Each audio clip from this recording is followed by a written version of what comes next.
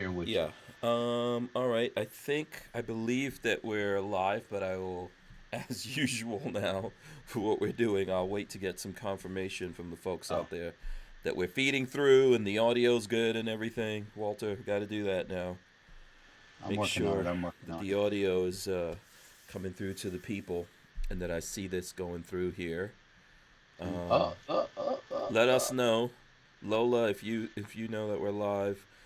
Okay, it looks like we are. Okay, so I am about to drop the open, Walter, and Welcome back Boom! to the there you Hank go. Strange All situation. right, make sure you guys Lifestyles of the subscribe, locked and loaded. thumbs up, ring the bell so you can be notified when we go live. Walter, come on, let's do a jazz hands. Let's do episode 501, jazz hands. You know, 501, 501. Let's Five. hear it for Yeah, 501. there's 501 genes, 501 Cs, right? 501 Cs. Yeah, there Yeah. is. Now you mention it. Yeah, I Yeah. don't have any paper tonight, so we're safe. Yeah, you're not Okay. ripping anything up? All right, Nope. fine. Nope. Cool, cool. Yes, this is episode 501. I hope you have your big girl panties on tonight. Our guests, of course, are Walter Keller from SHF, aka Safety Harbor Firearms. We also have JP from Blue Rifle Society. He's running a little late, but he'll be in here as soon as he can get plugged in. Welcome to all you folks out there for joining us. It's a weird kind of Thursday in Florida. It's like something weird's happening with the weather in Florida, Yeah, it's right? called a cold front. Oh, cold front is that? Cold fronts are coming. Yeah, Let me but see. it I'm gonna seems check. hot and humid out there. But the wind is Oh, blowing really hard over here. I think the temperature is supposed to drop really quick, and we're supposed to get storms and all that kind of that's craziness tonight. going on here. They Yeah, say us happening tonight. around 9 o'clock, so that'll be you around 7. Oh, right around now. Yeah, I'm looking at the weather yeah. right now. If See. all hell breaks loose, don't worry about us. We'll survive. We'll be fine. Go have a Yeah. cocktail. How's that? If you drink. Yeah, we will be fine. Welcome to everyone out there. Please, folks, as you're coming in, smash the thumbs ups. Like I said, ring the bell so you can be notified. Welcome, come on in. The show is brought to you tonight by Safety Harbor Firearms, of course. Put a couple Walter, logs on the fire. That yeah, kind of thing. absolutely. Walter and the rest of the family supporting us over here. Yeah. Helping pay the bills. Every now and then, I get a free lunch out of Walter. I always enjoy those. It's always it's always enjoyable. I ain't getting your bullet. You ain't giving your bullets back Oh now. no! Oh, I can't have the bullets back. Oh No. man, I, taxing my you know, bullets. I was. Hank's like, you got my bullets? Because my containers came back from the shot show, Hmm. and there's a reason why I had his bullets. I don't know if he wants to go into it, Yeah. but and I'm Maybe. like, you got my box of bullets, and I'm going, Yeah. what the fuck is he talking about? Box of bullets? I ain't got nobody's box of bullets. Apparently, it's Shot Show, a magazine. So, and I could show this. It's just a magazine. So, at Shot Show, a magazine like this with bullets was in my checked luggage. So, I didn't want to take You the were- chance of going back like that. So, I gave Walter the bullets. I brought the magazine back in my checked luggage. That's fine. And if I had like a box or something, it'd probably be fine It's too. all right. It's not a problem in your check luggage. Yeah, I don't think it would have been that big of a deal, but I figured, Oh. I was there. So I here helped you I pack am. up that I thing. Why can't I put some stuff in there? I wasn't the person who put them in my containers, Hmm. but he's asking me, "You got a box of bullets?" And I'm going, "What the hell is he talking about? Box of bullets?" Yeah, And it wasn't a box of bullets. It was like 6 or 7 9mm hollow point yeah. cartridges. And Yeah. then I'm like, "Oh, that's where those came from." Okay, yeah, I got them. No big deal. Yeah, yeah. You're getting old. That's what's the problem right there. Well, you know what? If they don't fit in my new 1943 Colt Oh, 1911, that you? so they're safe. Yeah, we'll have to show the Instagram pictures of that. Let me see if I could pull it up because I know you did. Oh, oh, you're showing. Right there's my new child. Yeah, Nin- nice box. 1943 Colt. Yeah, it came in a very nice. You know what? Matter of fact, I was really surprised. It came in a really nice. I'll close it up so the Hmm. minders don't get all upset. Hmm. It came in a really nice, like travel type case. I'd never travel with this because it's too small for some thief to steal. Hmm. Hmm. But yeah, I mean, this would be TSA approved. So. Yeah, Um, but yeah, yeah, I'm happy with the purchase. I'm happy. yeah. So I can roll that in actually. Look here, I'll roll it in right now for the people to see. I'm rolling it in too. This is Instagram video for anyone watching that wants to give us a hard time. You guys should also go over to Safety Harbor Firearms on the Instagrams, by the way.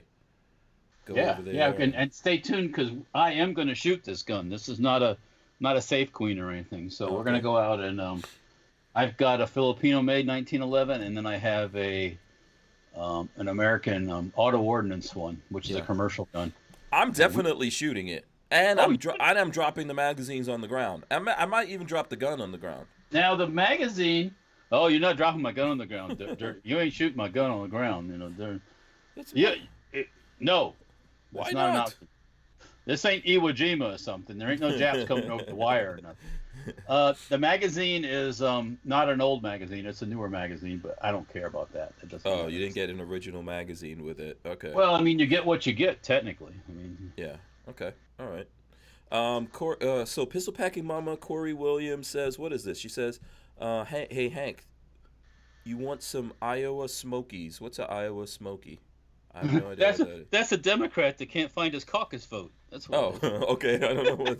I'm just kidding. Oh, okay. I gotta turn the air conditioner on. Yeah, I have no idea what that is. Let me quickly just shout out folks here. Let's do that while Walter's turning on the air conditioning. Let me shout out the folks out there. Vanessa Kitty is out there. I see Vanessa Kitty. The Motorboater, Chris Williams, Jade Grew, Randy Peacock waves and says smash the thumbs ups, which everyone should be doing right now. Richard Monder is out there. He also says thumbs up, everyone. We've got DCG 44s. He's saying hi to everyone. We've got E-Rock. Special K says evening. Flying Rich says yo, yo, yo. We got Oddball out there as well. E-Rock says he's practicing his jazz hands, Walter. This was right before the show, so I'm rolling through this right now really quick. Those are your squeezing. That's a squeezing motion. Yeah, that's a squeezing. Like you would squeeze on a horn or, that's a weighing motion that you're doing now. That is lifting the Yeah, I'm support. not even getting into that. Lift and separate. Yeah. Chris Bullish, James Miller, Kermit Loves Bacon. Let's see, Eric Hammond. Who else we got here? I'm trying to go through this real quick. Pistol Packing Mama Corey Williams. I'm waiting for her to tell me what the Iowa Smokies are. David Cardinal, DC2 Mega Boost as well. Some kind of smoked sausage or something? I don't know what that is. So let's see. Edward Andrews also out there. The Gun Snob is out there. What are you trying to do? The damn weather app, it's like spins around for a while before the radar shows up. Oh, it's not loading up? Okay. I'd be dead in it. Like if it was bad weather, while I was looking at this, I would die in a storm or something. Yeah. Eric Hammond, John Parson, Len Holt as well out there. Let's see who we've got. Who else we've got? Lewis 555 says, "Where did you get it, Walter?" Lewis 555 wants to know where you got it. Civilian Marksmanship Program, the CMP. Yeah. And Len Holt wants to know if everything's Parkerized on that. Everything has a finish except for the what do you call it? I call it the back strap, but the spring holder in the back. The safety. The back strap safety. Yeah, the back strap thingy here. I don't know if I can't. I can't touch show it. Yeah. So, but that's actually, and it was kind of cool because it isn't, but it's an early style backstrap. Yeah. So, spring holder thingy. Okay. So I'm impressed with that. I like it. So. Okay. James Lawson also out there. Pistol Packing Mama Corey Williams says sausages. Why are you trying to offer me sausages? You asked. I don't know. Is it if it's pork? Probably not. If it's not there pork, is right now a tornado watch in effect until 8 p.m. for just to the north of you guys. Oh, okay. It's north of Gainesville there, all the way up to Tallahassee, Panama City, that way. Yeah. Okay. Yeah. Looks like some dark red weather moving this way. So. Yeah. Let's see. Robert McNally, Camp David, also out there. American Freedom Outdoors as well. And Pistol Packin' Mama Corey Williams says, Iowa Smokies from PSA, it's sausage. So I guess PSA sells those. We got Judd Miller out there. Boss Hog is out there as well. Dan Hates You is out there. Let's see who else we got. I think that's it. Dan Hates You says, I lost my Archon Type E in a boating accident. Okay. All right, so there you go. That's shout-outs. As everyone's coming in here, like I said, smash the thumbs ups, all right? I appreciate that. YNH says it's freezing rain and snow where he's at. So all right, well, I'm looking at the weather. That must be up in Ohio. Maybe? New York? Maybe. Ohio? Yep, possibly. This is the kind of stuff that, where is it at? There Yeah, we you go. could. Oh, okay. You can see the stuff that's coming our way. Yeah. There's storms across a swath of the East Coast there. Miss K is out there. Shout out to Miss K. Also, Jimway Jam. Shout out to Jimway Jam as well. Yep. So let's see. Okay, so you know what? While we're doing the shout outs and everything, Walter. Yes, sir. Guess what? You're doing double duty, right? You were here Who am I doing? yesterday. Who am I this doing? whole week you've been coming in here working so hard. I was not expecting. And you know what? Friday it'll be Walt free. You're gonna bring in Captain Kale, Conk Penis. Oh, Rod Mills. And I'm not gonna be here to yeah, Rod Mills on Friday. Oh boy. Discuss the world, you know, Rod. Oh boy. Yeah, I'll have to wear a hat, hide my hair from Rod Mills. Yeah. Because he wants to know what kind of product you put on your hair, man. Yeah, so, just natural juices. It can't and be berries. real. It can't be real. Yeah. Let's not get into that all over again. Okay. You deserve some kind of medal. I can't give this to you, but here I can show it off. Check that out. IV 8888 make range day great again. Shout out to Eric and Chad from IV88, and they gave you a shout out in their That's what I video. hear. That's what I hear. Yep. Let me see if I could. I'll pull that video up for you guys out there if you have not seen this. Boom, there it goes. In this video, I think around the 23-minute marker, Eric gives a shout out to Safety Harbor Firearms because you guys are making that Glock lower. Yeah. So, thanks for that shout out to them. That's, I don't know if they watched the show or anything like that.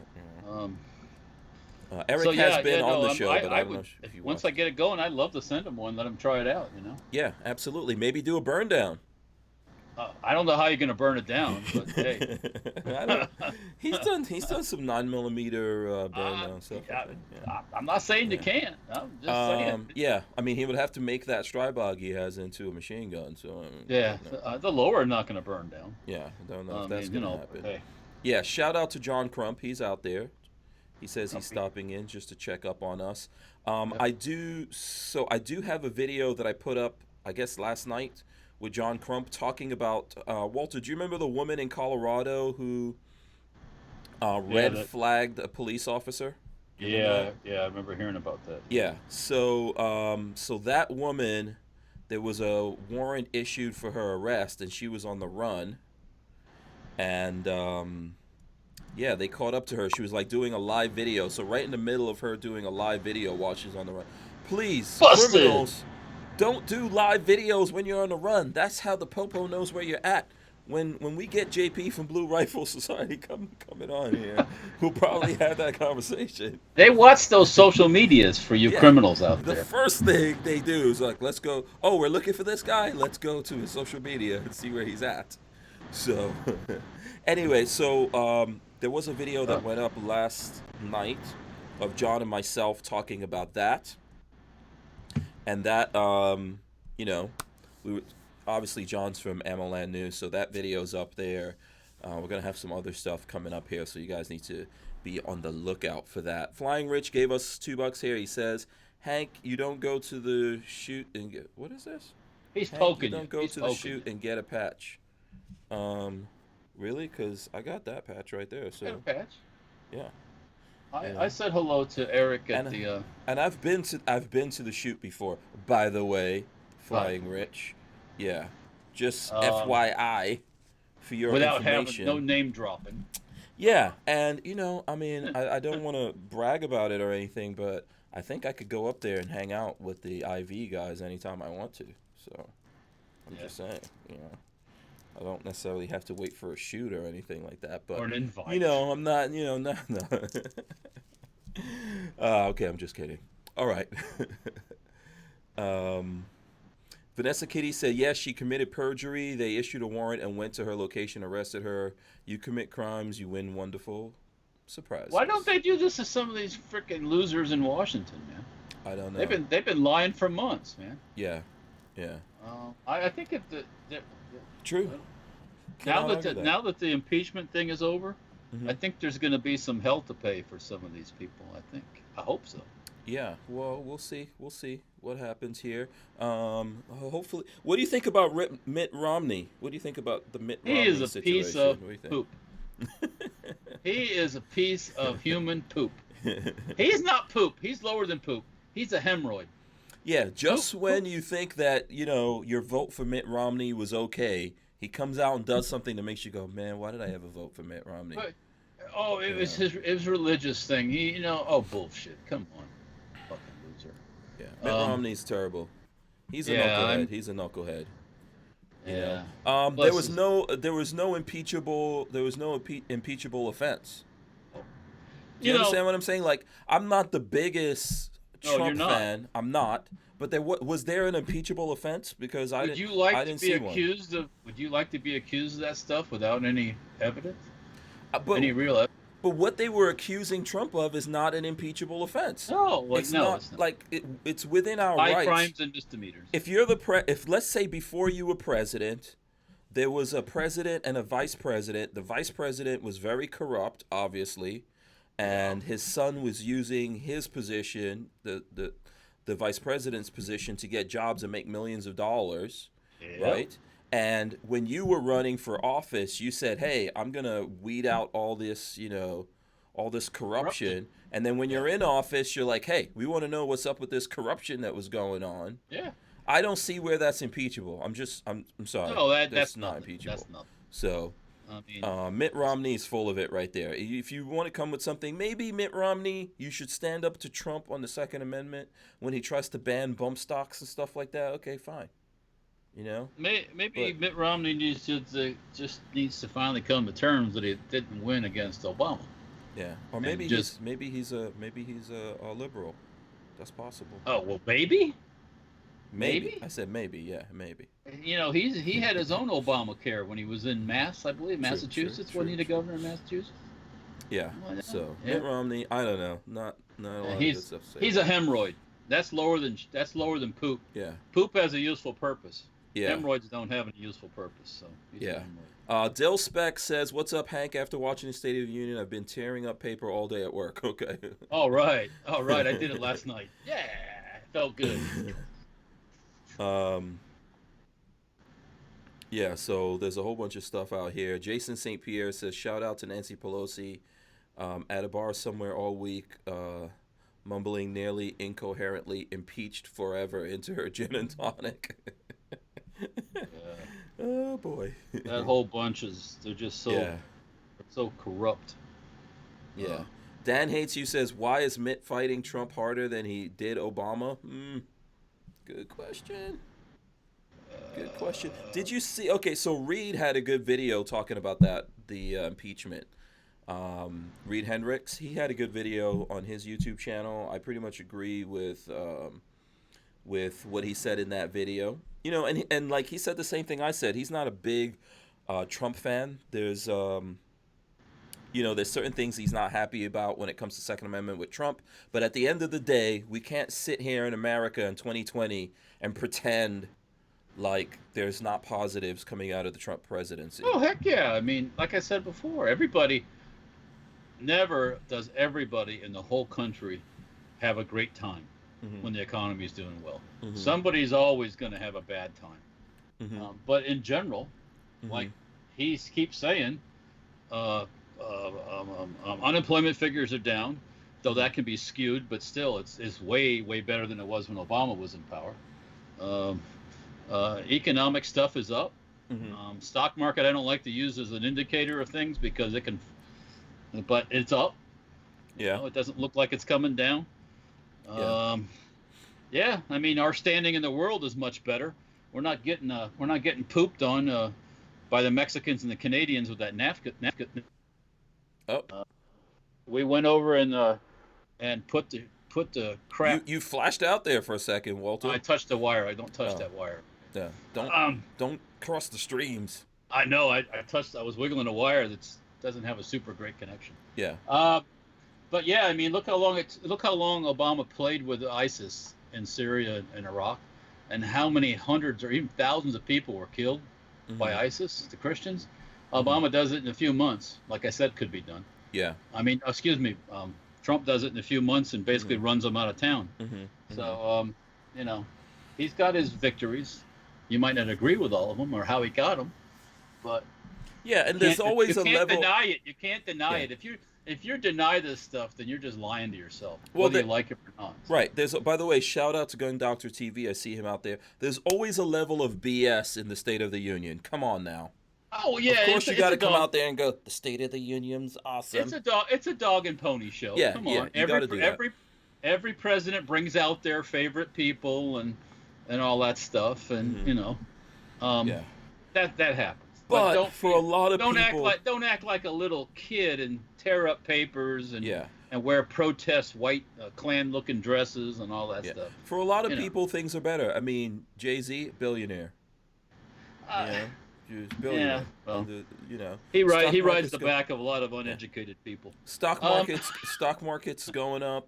Listen, there's the NFL's giving Jay-Z money, so I mean, the NFL is killing themselves slowly. Yeah, but the thing is that there are a lot of good things that happen, and Reed was saying that what was disgusting is that, for example, he had the Tuskegee Airman, the 100-year-old guy that he made a major general, or he made him some kind of general. Right.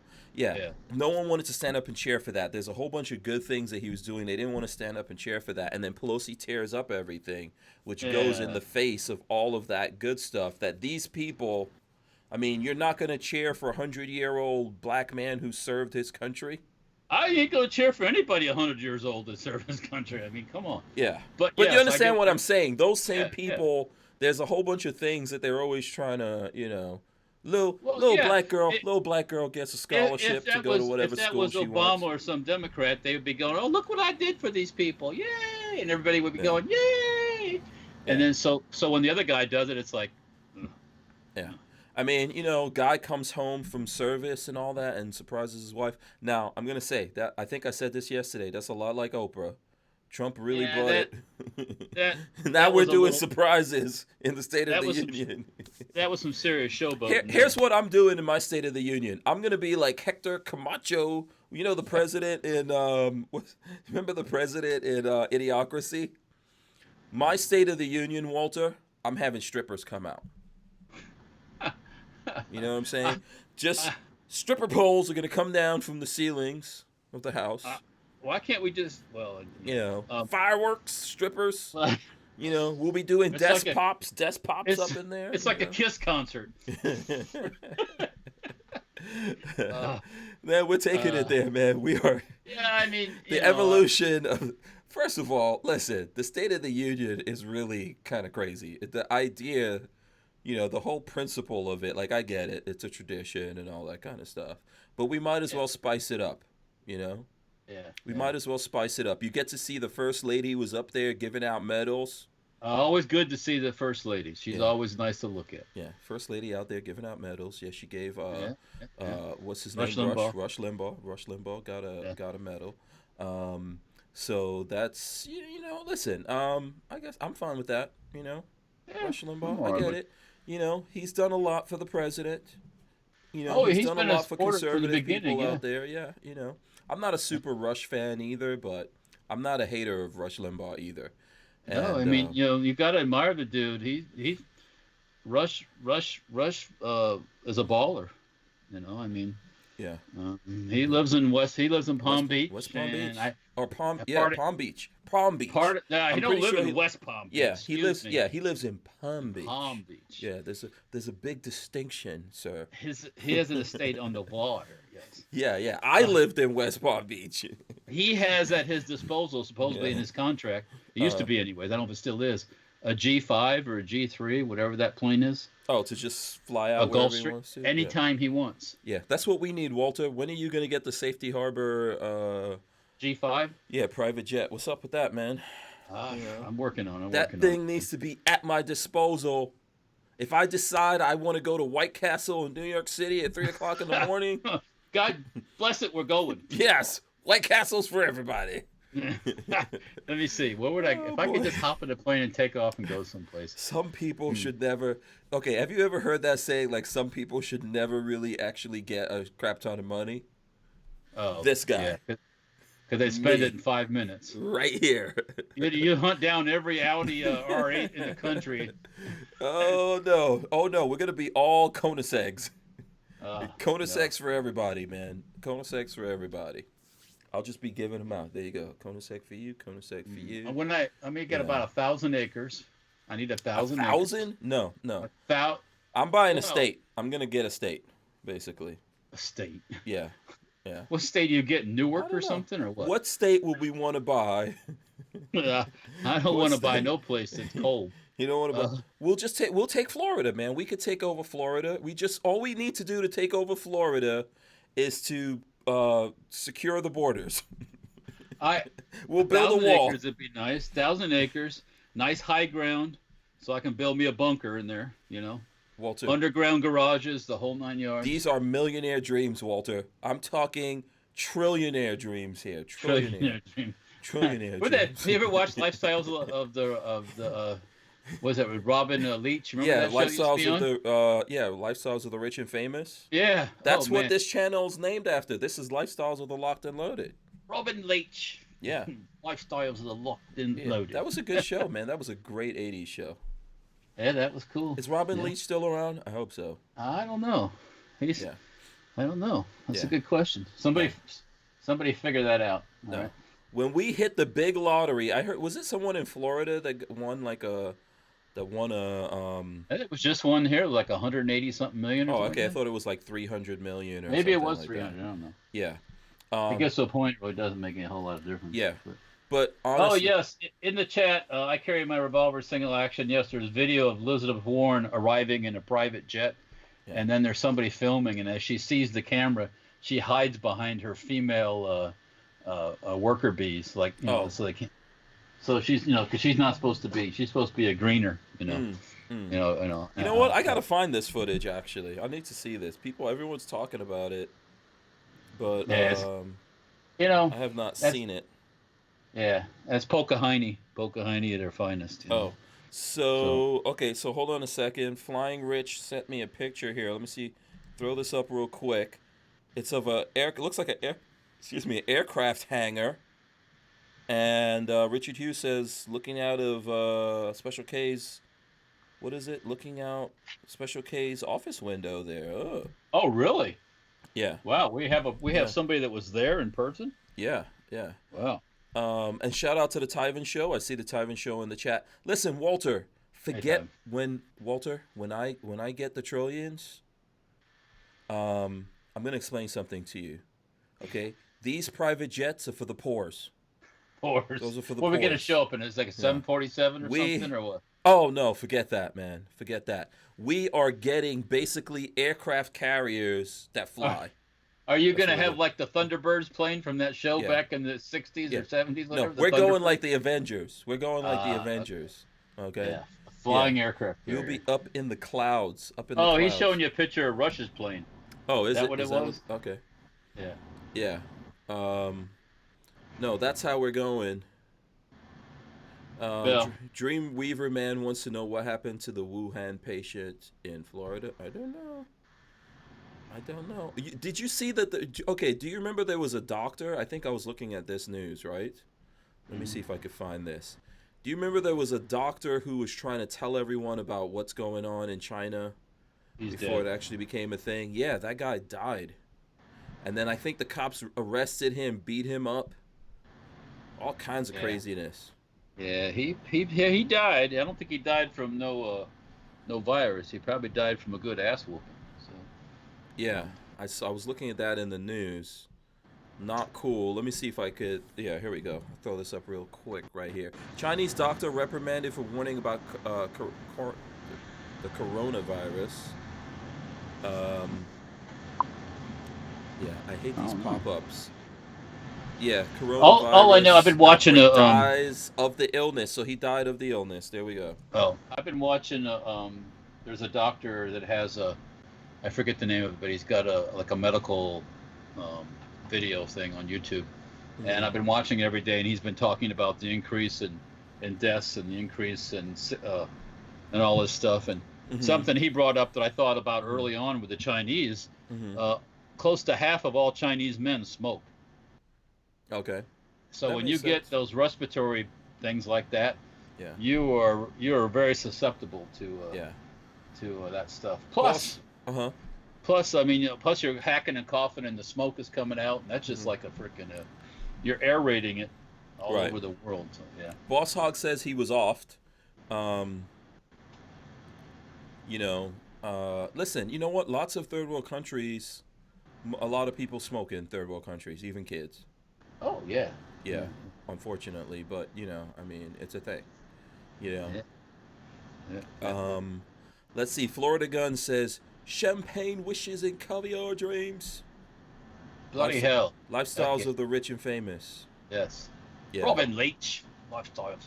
Yeah, Richard Monder will do a better accent. I could do a British accent, but mine is very Cockney, so it's like real ghetto. Cockney? Yeah. It's a real ghetto British accent. That's dirty. Yeah. That's dirty. Yeah. So, what's his name? Robin Leach had a nicer British accent. A little bit more posh. You have to go posh. Yes. Welcome to the lifestyles of the locked and loaded, champagne wishes and caviar dreams. Yeah. We need a Morton and Marsh English accent, which is, as they say, is posh. Yeah. Let's see.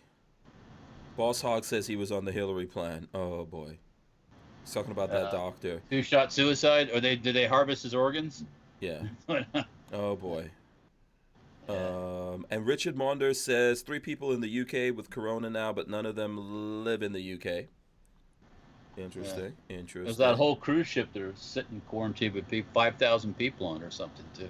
Yeah. And Applebite says that doctor died from exposure, but getting beat up didn't help either. Yeah, but he was trying to warn everyone. They went in there, gave him the beat down, locked him up, probably gave him no kind of treatment, and terrible. And then just kind of took a little aerator thing and went in his face, and boom, he's done. Yeah. So, man, that's just horrible. Let me remind everyone, smash the thumbs ups, okay? Let's see what other news we have. We're still waiting for JP. I don't see him yet. Is JP out here anywhere? No, I don't see him. Somebody, Lynn Hall says the C-130 is a flying toy hauler. I don't want a C-130. I want a C-17. Yeah. Boss Hog said, I thought I was Idris Elba for a moment. Just imagine. Can you imagine if I still had my British accent, man? That would just be really tough for everybody. The hardest thing for me to accept is you're sitting there and there's an Asian person.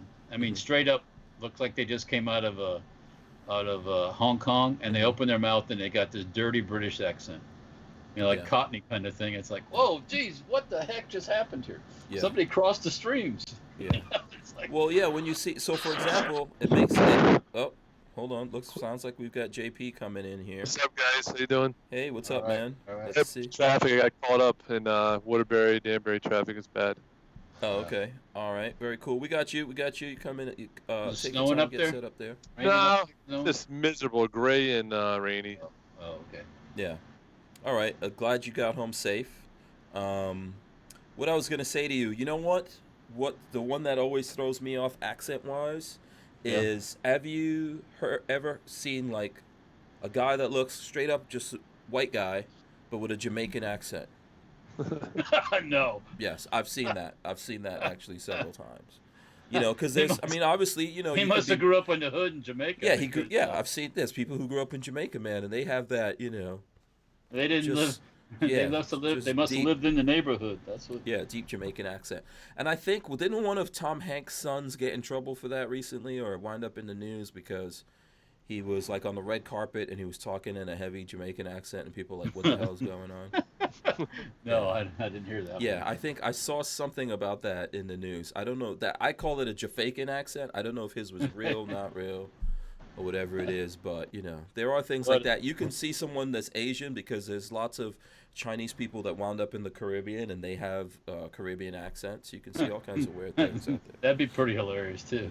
Yeah, I've seen it. I've seen all of that stuff. So it's interesting. It's interesting. It's just not what you're expecting. Yeah, absolutely. Let's see. Len Holt says, hey, I followed up on the Babyface 2A hat. You can check into getting one at Saw Vivid Designs. They're on Instagram, Etsy. They have a 20% discount available. Okay, cool. There you go for everyone who's looking into those. All right, JP's leaving. Just got up and headed off somewhere. All right, we want to see. Let's. I'm back. Okay, he's back. He's back now. All right, what's up, JP? What's going on with you, man? How you doing? Good. Just hanging out. We got some stuff like the civilian. In Connecticut, we have a thing called the Civilian Carry Defense League, and I heard some through the scuttlebutt they're going to try to make some new laws in place coming up. Oh, and really? what they want. Why like whatever, even like if you have a local chapter, like Connecticut has their Connecticut Defense Civilian Defense League.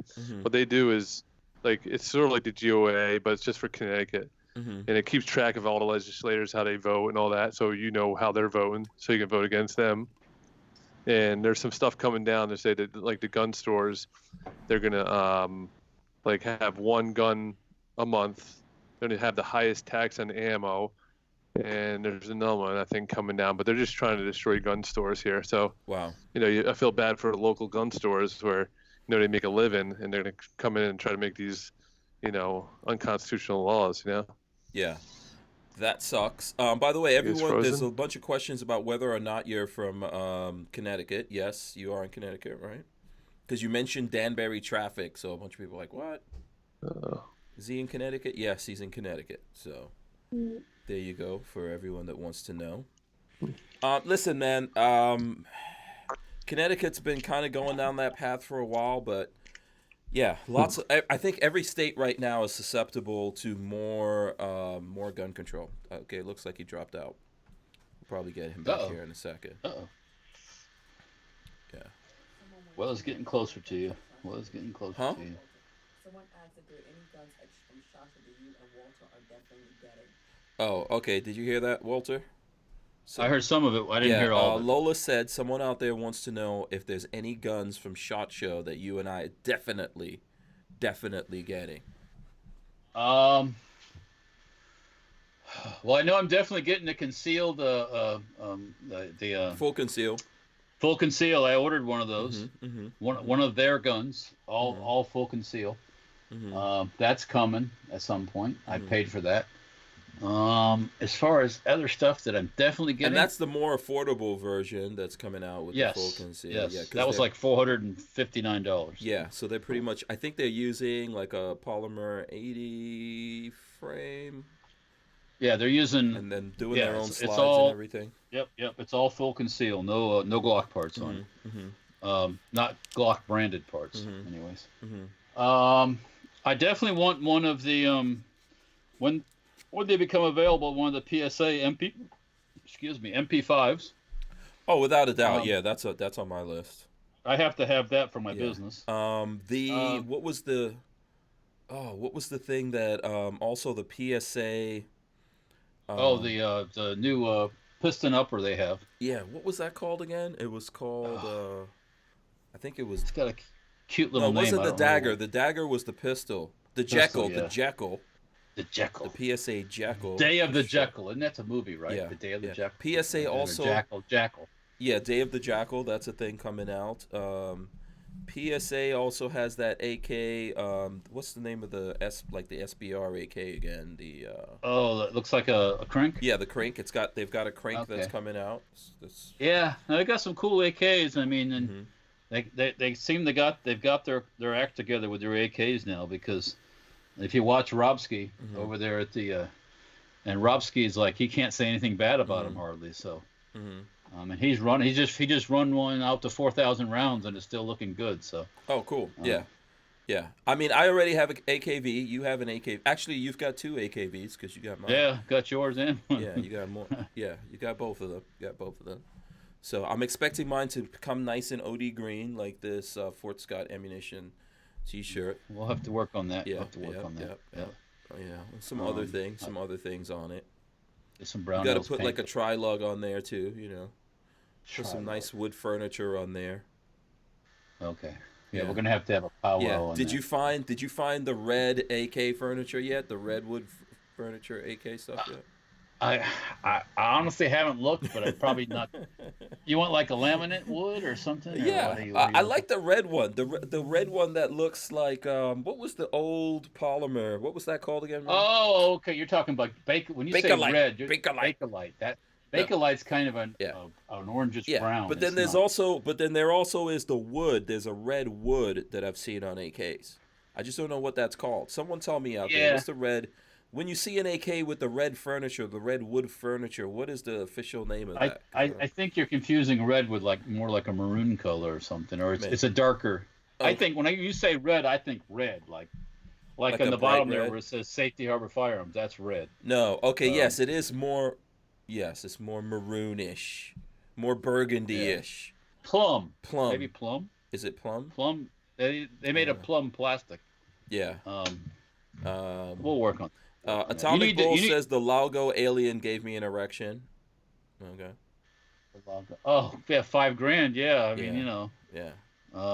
No, it's. Yeah. I don't know. I don't know. David Cardinal says the new Dan Wesson was sexy. All right. Special K says I like the Barnauls match precision optics. I did check those out. They do have some good optics coming out. Barnauls, by the way. Yeah. I mean. Let's see what else. As far as guns go, I'm sure there was stuff there I'd love to have. I mean, I didn't get a chance to look as much stuff as I normally do. Yeah. When I start looking like at the old black powder pistols and the old lever actions, like in the Cimarron booth and stuff, that stuff I want all of it. Yeah. Xander Ben Levy says you can get the redwood on Atlantic Firearms. Okay. They probably can. Yeah. I mean, yeah. I thought you've seen this. You don't have any AKs with the redwood furniture? Come on. Not on. With this. No, I don't think it's the red that you're looking for. I would say that. Mm-hmm. No. Yeah. Okay, here's some breaking news someone sent me. I think, is this, I don't know if this is Tyven sending me this, but here, I'll roll it in right now. Jordan K. Stein, let's see. Jordan K. Stein, history was made tonight as Randolph County, North Carolina became a Second Amendment sanctuary, and I'm proud to be part of it. I want to thank Commissioner Kenny Kidd for championing this effort. Okay, awesome. Shout out to those people of North Carolina. Yep. My county that I live in is a sanctuary. For communists. Is it 2-8? No. Oh no. No. Hold on a second. No. You don't live in. No, I don't live in Gainesville. No. No. No. I have to drag myself into Gainesville and pay money and stuff like that to have the studios. The studios are in Gainesville. But my county that I live in, no man, those are patriots out where I live, Walter. Yeah, you're out in where real people live. Yeah. So we're a sanctuary out here. How is it in Safety Harbor, by the way? Oh heck, you don't even want to probably know. I don't even ask. No. Yeah. Too many fruitcakes and stuff here in Safety Harbor. Yeah. Yeah. Let's see. I'm trying to see. By the way, let me. Nuts and fruits, as they say. Yeah, nuts and fruits. Let's see what else we got. Gun Doctor TV wants to know, what about the Glock 22 LR? I would get that. I'm trying to get my hands on one. I'll get one. I'm gonna let you get that one. Yeah. We can go out and shoot my CMP 1911. And we got a bunch of stuff to shoot actually. I would get that. I want to see how that is, man. I want to test it with different kinds of ammo. The Glock thing. It's not like it's not life or death or anything, but I get one and test it.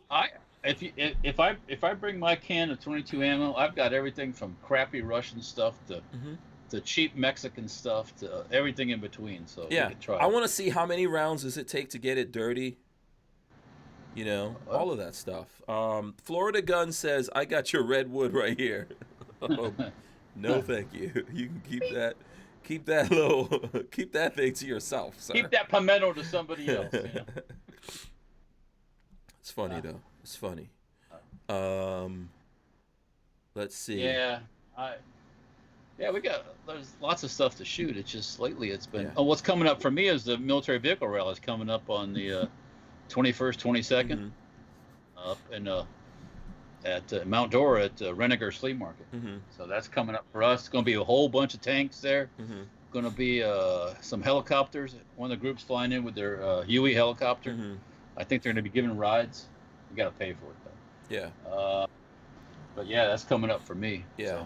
So. Okay, I think people were trying to find out what we want from SHOT Show. Oh, let me show this, by the way. This was not at SHOT Show, but Babyface was over here tonight, so I'll show this picture of... he got... There you go. Babyface and his Hudson. Sporting his Hudson. Yeah, he came over to show off his Hudson, so I'll throw that up here in a second.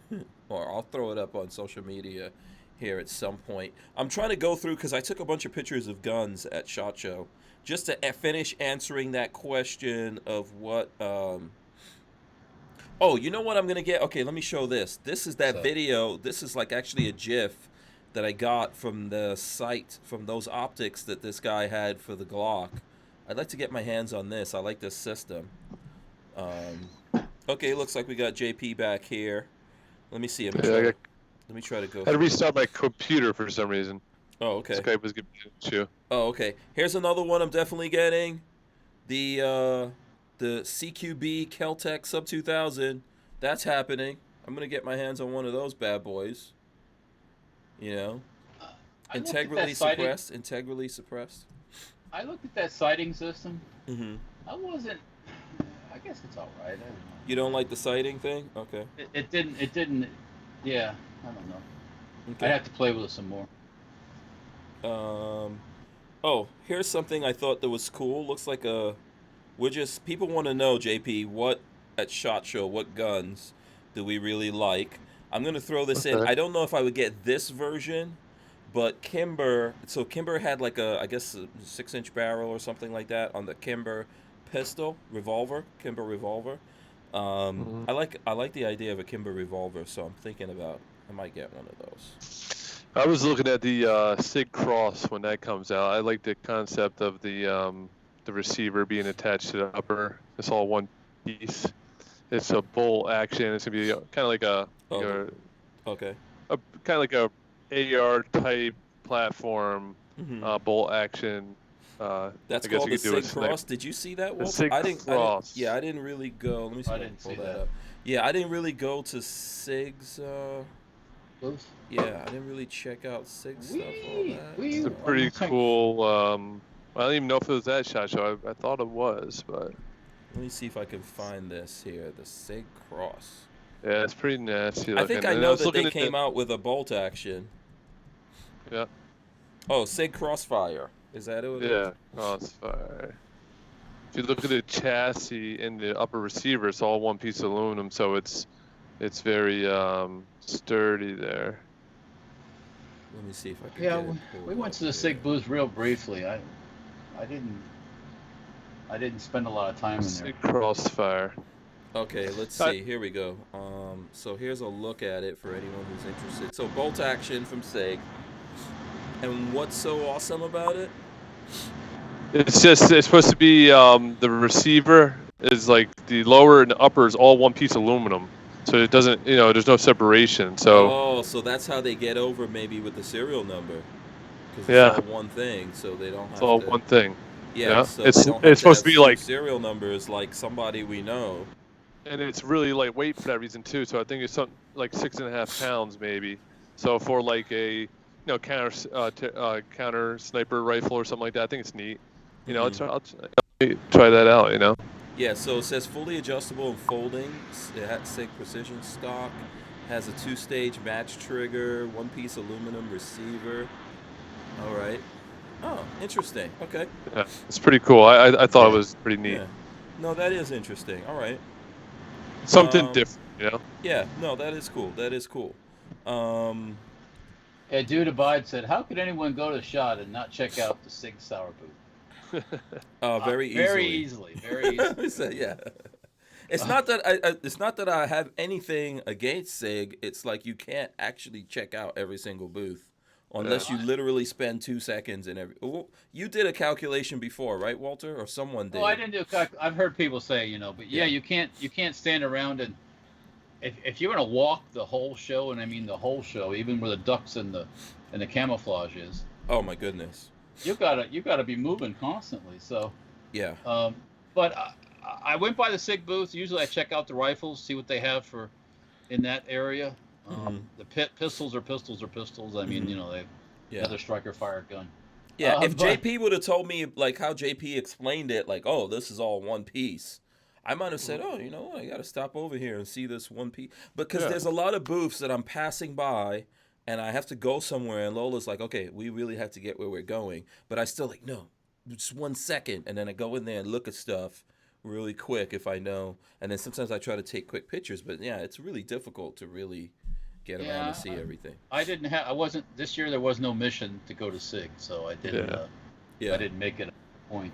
They've just been coming out with some neat stuff. I'm a Glock guy mostly, but, SIG's a good gun. It just matters what you train with. Everybody's like, SIG, Glock. It's like what you operate, what you're comfortable with, So I carry a Glock every day, but if I carry a SIG, train with a SIG every day, I'd carry that. They're both good guns. Right. Yeah. Yep. What is this? Stargazer is saying something about nothing fancy. He says what videos? He says I saw the nothing fancy video. He does a good job of destroying the term. What video? Okay, I'm not sure which video that is. But that is so. Walter, would you consider doing a one-piece upper lower thing with your 50s? No. Okay, I guess. Yeah. I think we got our answer, Walter. Thank you. I have to see what's this one piece is called. I don't know what they're talking about. One piece. It's just one piece of aluminum from the lower receiver to upper receiver, and then the barrel goes into it. Yeah, I think it's supposed to make it lighter and. Yeah. No, it probably does. It's 6.2 pounds. Probably, I mean, on a normal bolt action rifle, a smaller one, if you use a barrel and a barrel extension that slide into the receiver, kind of like an AR does, you can do stuff like that. But when you're talking about mambo jumbo 50 cal kind of rounds, you just don't slide it into a little AR-15 barrel extension. So it could be done, but it would end up not being very small. It might be lighter, but it wouldn't be very small. So I don't know. Okay.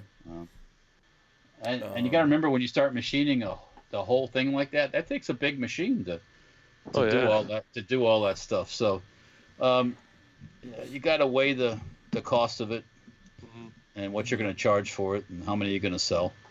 Yeah. I just thought it was cool, something different coming out. No, it is. It's cool. Yeah. The rifle, the precision rifle thing is still a growing sector, we'll say. Yep. So. Yeah. Let's see here. Dude Abide says a SIG fanboy is simply a reformed Glock fanboy with a better job. Laugh out loud. Well, first thing, if you're a SIG fan, you're not going to get a rifle at Glock. So that's off. Yeah, you've moved up the food chain a little bit, I think. Yeah. Oh yeah, SIG makes good stuff now, rifle wise. Yeah, I mean, and you go into Glock booth, quite frankly, they all look the same. They're a little bit different shape, a little bit different size, but the Glocks all look like Glocks. Yeah, pretty much. There's not much change in. What kind of change would you like to see from a Glock, Walter? We've asked this question before. I don't know. Let's dig into it now. We got JP here. What JP? What are you using as your service pistol? Glock or say Glock 22? Glock 22. Yeah. What is that? A 40 cal? 40 cal? That's when 40s got all cool, So we went to the 40 cal and we just stayed there. A lot of PDs are switching back to the 9mm, but I mean, I shoot the 40 so much. It's a snappy round. I'm so used to it. I can handle it. I got giant hands. I'm like a 6'4" guy, so I have big hands. So it's easier for me. I can control the recoil a little bit. Some of the smaller frame people, and sometimes they have small hands, have trouble with the 40, but Okay. So what do you think, Walter? What would you want to see from Glock? Yeah. I don't know. It's hard to say. What they do works, and they sell. They don't have any problem selling their stuff. So I don't know what I want to see. Okay, Glock carbine. But no, I don't know. I mean. Okay. Because you're saying it's like boring. What do you want? Okay. I want to see a retro Gen 1, first generation 17. Boom. Okay, Period. Yeah. Okay. That'd be cool. Yeah, old school. Just old like school. it's same packaging, same box, same everything. They wouldn't be able to make enough of them. Well, here's what I would want them to do if they went to retro. Throw some ceramics up in there, Ceramics? Yeah, remember that? Remember it was supposed to be ceramic and all that? Remember? In the movies? Do you remember? Yeah, so you go through the metal detectors. Yeah, you remember in Die Hard, in the first Die Hard, the guy says, "Oh, those Glocks, they're ceramic. they're I remember not detectable when I was a kid, by metal detectors." I remember when I was a kid, they came out, like, everybody was scared, like, they're going to go through the airport security. We won't be able to, like, guys, there's metal parts in it. Don't worry. Yeah. But everybody got all up in arms about the Glock, a plastic pistol. But if we're going to do it, if we're going to go retro, like, make it like neo retro. So you go the old school. You can't do it, can you? You just can't. No. You can't use the KISS principle. You got to keep it simple. But I mean, come on, man. Come on, our ceramic technology must have gone. Okay, can we get some Inconel? Can we get some Inconel in there? Inconel's nothing special. It's just expensive. That's all. Yeah. Glock's just a carry and a duty gun. That's really. It's designed as a military pistol. That's it. That's all it is. Yeah. Throw it. You pull it. There's no safeties. It works all the time. It's a battle pistol. Yeah. Yep. So that's what would be my Glock would be the first gen, same packaging, everything retro schmetro, and boom. Yeah. Okay. Maybe make it in some different colors, but aside from that, black. Yeah. Jerry Parker corrected me. Die Hard 2. I think that's true. That's the one with the airport, right? Yeah. I think it was. Maybe it wasn't Die Hard 1. It was Die Hard 2. I think. Back in the early '80s, ceramic was going to be the savior. They're going to make engines out of ceramics. They were going to make everything out of ceramics. Yeah. And then what happened? Nothing. Not so much. Well, listen. You've got ceramic brakes and stuff like that. Only because they outlawed asbestos. That's all. Right. Yeah. We've got ceramics on watches. There's lots of watches. Well, but that's not different than an engine or a No. barrel of a gun. What about like carbon fiber barrel, right? So on if a you Glock? make an all plastic, Glock with a carbon fiber barrel. I mean, you might have to change out your barrels every once in a while, but could you do it with no metal parts? I mean, I take apart the AUG, I take apart the FS2000, the FN. It's all plastic. It's all inner the barrel's plastics. not. Yeah, the barrel still. That's what I'm saying. Could you make a carbon fiber barrel? But even a carbon fiber barrel is not pure. It's not. It has that sleeve. It has the sleeve inside, right? Yeah, they'll have a metal sleeve inside. Yeah, a tube. Yeah. I want an undetectable Glock. Okay, is that too much to ask for? That's what I want. in 5.7, so everybody will be like, oh, it's a undetectable Glock that shoots through body armor. We'll get everybody riled up. Yeah. Is that too much to ask for, Walter? No, you can ask for whatever you like. You live in America. You can ask for whatever you want. Right. That don't mean you'll get it, but you can ask for whatever you want. Yeah. Okay. So I don't know. Glock is pretty. Even their booth, Glock's booth doesn't change much at the SHOT Show. Yeah. The basic premise stays the same. They just add a couple little new name tags every year for different guns, and it's pretty much it. You know what they do, Walter? They have a big party, which everyone tries to get I have invited been to the Glock back in the day. I went to the Glock party. We crashed it. Yeah, that was all you could drink and slam down while they were serving it. Yeah. Yeah.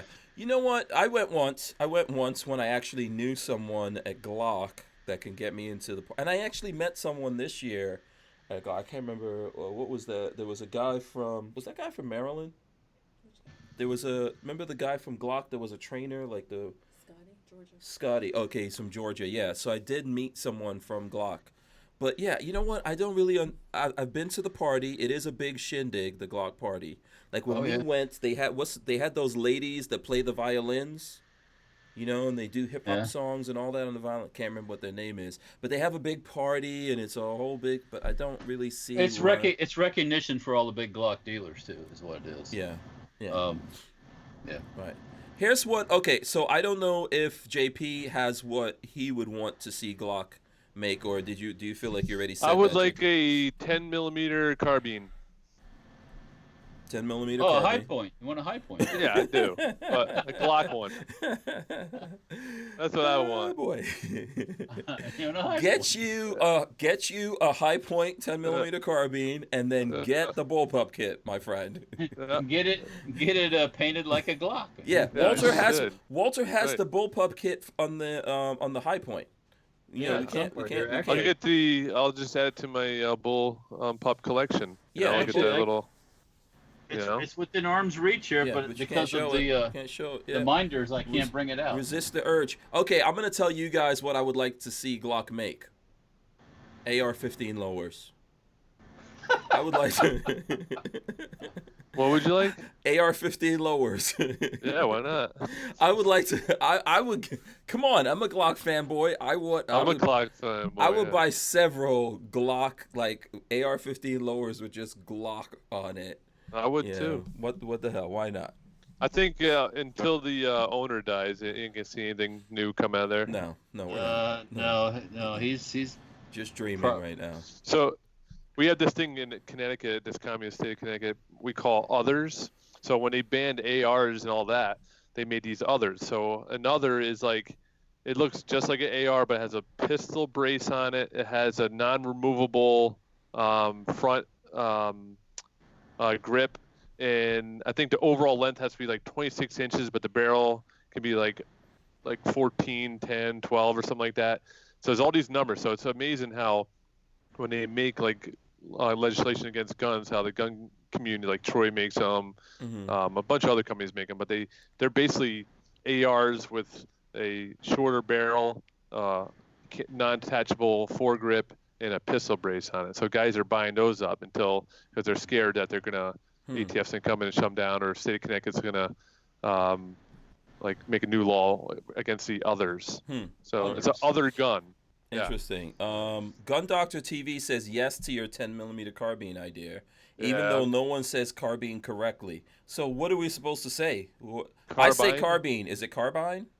I don't know. Carbine. I think. What do you say, Walter? Carbine. So, yeah. I mean, I've said it probably both ways before. Carbine. You said carbine? Carbiner. Okay. Yeah. Oh, I don't know. Is there? I don't know if there's a right and a wrong way to say. Are we saying it like a German with a K, or are we saying it like an American with a C? Yeah. American. With the K, what does that do? Say it a little more angry. Yeah. Atomic Bull says Glock should make a 1911, so we'll have one that works. Ooh. Wait a second. Hang on a second. Whoa. Yeah, boy. Whoa. We're gonna show you how 1911. I just speaking that today I got a CMP 1911. So 1943 CMP 1911. I'd show it to you, but the minders don't. Yeah, I'll throw up. Where's your? Oh, you had it. There's a vid. You can check out the IG. Let me go to the IG right now and show folks. So we'll have a little, as they say, a shoot off. Because I've got a.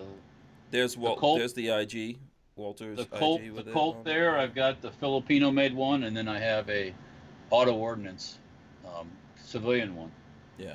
And by the way, if you're looking for JP, Blue Rifle Society. I just put up a pic of all Brian Quick will love it. All my CZs. Okay. So I've been a little CZ kick lately. I got the Bren, the Scorpion, then a CZ75B, and the Greenie. It's harder to get the CZ75. Oh, so you're a CZ guy. You had to throw. Well, I'm not a CZ guy. I'm a Glock guy, but I do like me some CZs. They shoot very well. Yeah. Okay. CZs are good. Yeah. But I like all. I have FNs. I have everything. I enjoy shooting all different types of pistols, but my main carry is a Glock because that's what I was on the SWAT team with, as a cop for 18 years with. I'm used to it. There's muscle memories there, 100%. Yeah. So Florida guns threw this up, like those pronunciation things. Yeah. Carbine. Carbine. Yeah. He threw it up, and then what does it say? It says here, carbine, the bine or bean, pronounced like wine, so carbine. Okay, I guess. And Gun Doctor TV says my way is official, people. Okay. Sure. What else? All right. Yeah, you're from Kentucky, so we're. Speaking of Glocks, for the Glock fan people, if you like former police guns, I believe it's AIM has some New Orleans Gen 3 40 cals. Would that be the 21? Gen 3, what number? 23 is the 40, like the mid-size 40. Yeah, they've got some of the New Orleans PD trade-in guns for sale. Oh, what are those going for? And they're only like $249, $279, something like that. Pretty cheap, actually. They might not be in the best condition externally, but I'm sure they weren't. Yeah, I'm sure they weren't shot very much. And you can convert those really quick to other stuff. Yeah, get a barrel. Yeah, change the barrel. I carry my revolver in single actions. Wants to know if I have a 1911. Yes, I have the Polymer 1911 from ATI. Polymer 1911, and I've had other 1911s over the years, but I think that's the only 1911 I have right now. So, Babyface is always saying that we should make a 1911, do it. Assemble one, build one. Yeah, build one up. I was just telling Walter about that. You have any 1911s, JP? Let me think about that. No. I did at I don't know. It broke, and then I sent a piece back, and showed them. I forget what it broke on it, but I sent them the piece, and they never wrote me back, never did anything. So my buddy fixed it, and I just sold it. I shot less than 500 rounds through it, and something broke in the trigger or something. I don't know. My buddy took it apart, fixed it for me.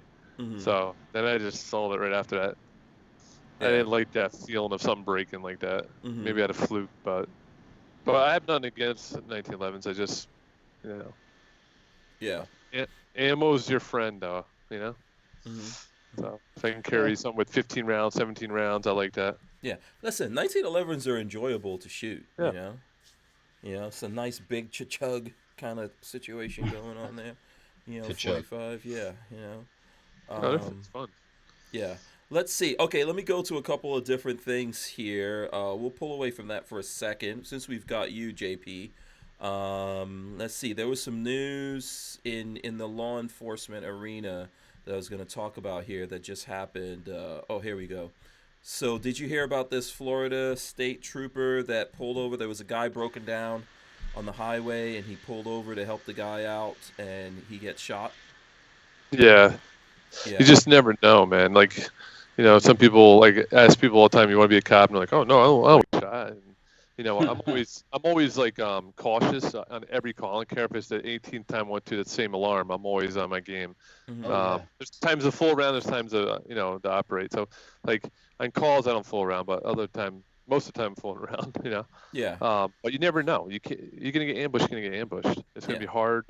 You're walking you see it all the time. Domestics, you're walking up to the house and they shoot you from a window or something.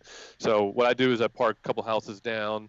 When I'm walking up to the house, I'm listening. I'm trying to see if anybody's the blinds are open a little bit. I'm trying to take precautions to be safe if I can. But you really don't know. You could sit back 4 feet in your bedroom and you won't even see them, but they see you coming up. Yeah. So So would you say that you would not recommend this as a career path for folks out there? Or what do you do when you get that question? When someone's like, hey, man, I've thought about becoming a cop or something like that. Are you discouraging folks, or how does that? No, I don't discourage people. If you want to, it's an exciting job. I mean, sometimes it's fun, but every call is different. You're driving around, not sitting in the office. I don't have to sell 20 insurances policies for the month, keep my job. If I want to drive around, patrol my neighborhoods, I do it. If I want to go out and be active, I could do it. So you get a lot of leadway in what you want to do for the day. As long as you do work, the bosses aren't going to mess with you. Yeah. Is it dangerous? Yeah, but there's a lot of dangerous things. Yeah. Walt building guns. Who knows? You can have a failure, you can blow up. You never know. I mean, you can dangerous. You can be working in a store and be robbed. Yeah. I mean, it's like life is dangerous, man. We are on a little speck of dust spinning in the universe. And if you Life's like fragile. that, when you go to work, you're super vigilant. So it gives you it like wakes you up. Sometimes you go to work, you're tired, but when you get into your suit and you're ready to go, then you kind of wake up a little bit because you have to be. You know? I'm not one, and I haven't one, but I would tell somebody you really need to want to be it. Don't approach it as I need a job.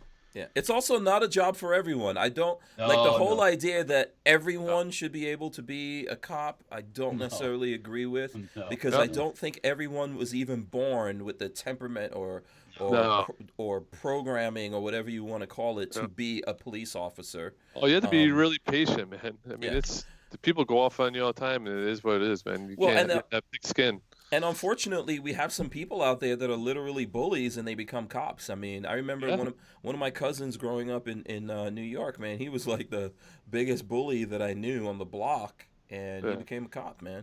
I don't stand for that shit. So if someone's acting out of line with me, man, I tell people, like I'm an FTO too. I'm a trainer for the new guys, and when they come in, I tell them you treat people like you don't trust them, but you still treat them like your brother, mother, sister.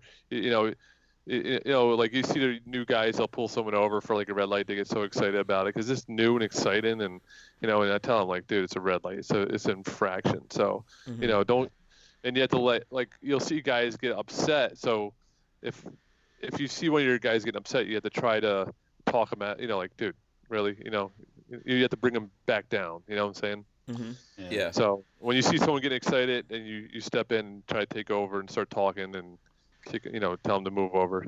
I'm going to talk now. So it's a lot of checking each other, and if you're a good person, you can do good things. Yeah. Xander Ben Levy says the only time I ever heard a cop discourage someone from being a cop was when it comes to joining the Seattle PD. Yeah. Okay. Yeah. I mean, it's good. I mean, we don't know about, you make up north, you make really good money, and you got great benefits. I'm retiring in like 4.5 years. I'm going to sit home. I probably won't even have to work if I don't want to. I'm sure you will, though. I'm sure you'll get up to something. I'm going to work. Oh, I'm going to do something. I mean, and then lots of cops up north retire, come to Florida. Yeah, I would love to. Night Train. Good too. Yeah, Tennessee. Night Train says my brother retired from NYPD after 20 years. Yeah. That's... my brother's in NY right now. Yeah, NYPD, man, I could tell you stories. NYPD, man. Oh yeah, back in the day. Yeah. it's like a different profession. Like everything's recorded. Everything, you're hiring people with college degrees. Not saying that's important because some people with college degrees are dumb, but you're getting higher educated people in the job force now. Yeah. So there's like. It's not like the old days in the 70s where you can just shoot a burglar running away. There's a lot more rules, to follow, and So. I mean, and not all. Go ahead. Sorry. If no one's, I'm not losing my pension, my job for some jackass that's going to think he's violate someone's rights. It's not going to happen. Yeah, and for example, not all my NYPD stories would be bad. By the way. Yeah. I think my stories of growing up in New York City and dealing with police officers would go the entire spectrum. I have friends that I went to school with that became police officers. One of them, gave up his life.